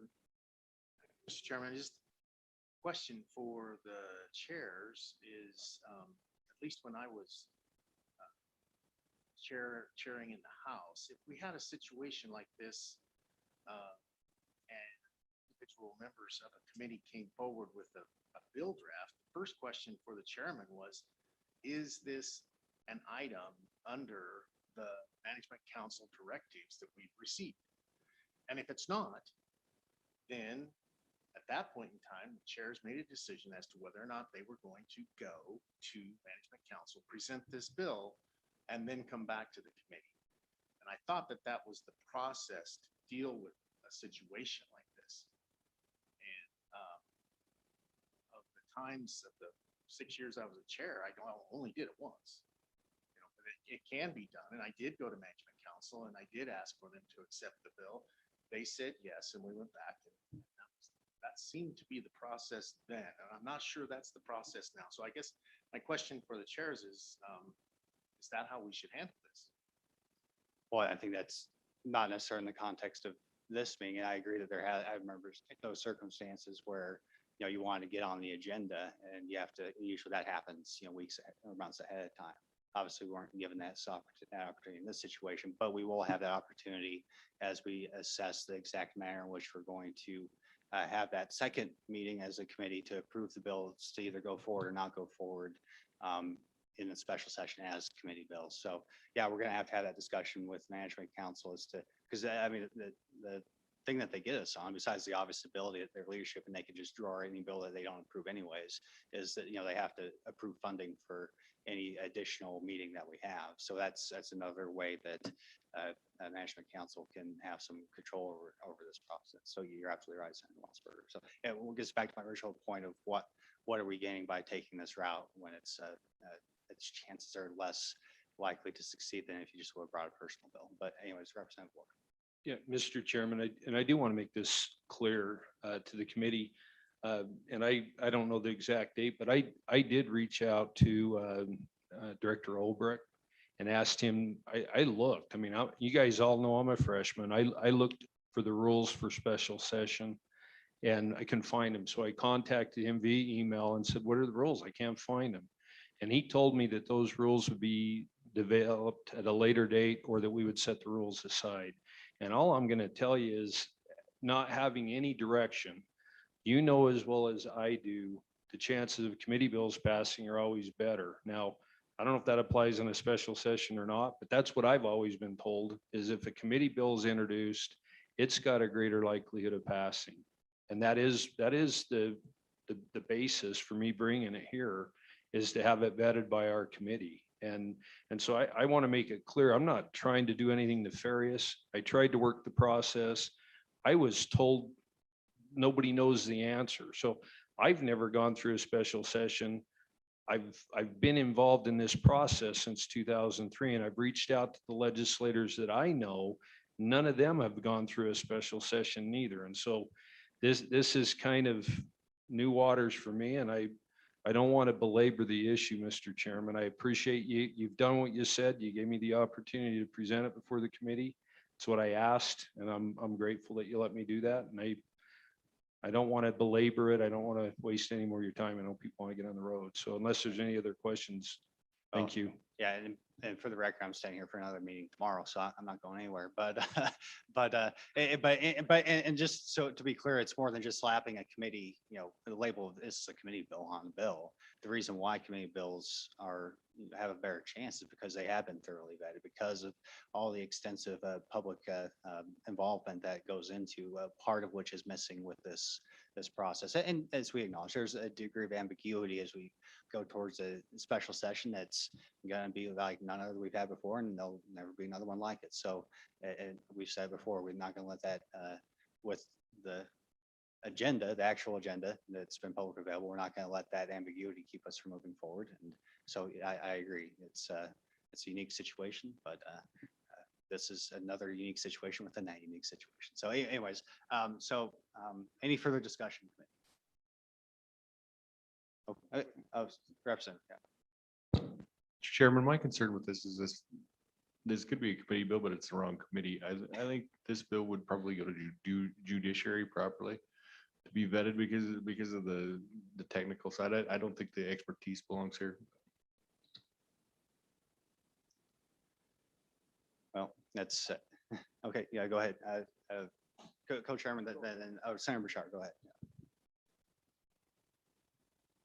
I remember Stand Your Ground coming through this committee, and I remember the chairman calling this the Guns and Ag Committee. And I don't know why it would be any different now. So we've constitutional carry went through Revenue Committee in the Senate. I mean, comes down to whoever the chair. Okay, so any further discussion? Co-chairman? So my understanding of the special session would be that we would be dealing with funds and the appropriation of the funding. And maybe we won't even have a special session. So that's part of the problem with bringing this special session. I don't see that there's even an appropriation for it, which is fine, I guess. Yeah, we can do whatever, but I really, I really don't want to work against what management. If we'd have brought this before management council, they'd either said yes or no to it. That'd be a different deal. But I don't know as we can bring it to the next management council meeting after approving it, a bill draft here. I'm not sure how, I've never done that before. Senator Bouchard. I'm probably going to make people mad here, but I looked at what management council is supposed to be. It's supposed to be to control LSO. It's not supposed to be there to tell legislators what to do. And that has been the problem here. I think it's all being used wrong, that we have a certain amount of people in this legislature that tell everybody what they can do. We don't work for them, we work for the people. All right. So any further discussion? Any further discussion? Senator Wasberger. Well, Mr. Chairman, I was speaking until Senator Bouchard spoke, but I would like to state that, yeah, it is. And we elected our leadership. And as a part of that, they do certain things.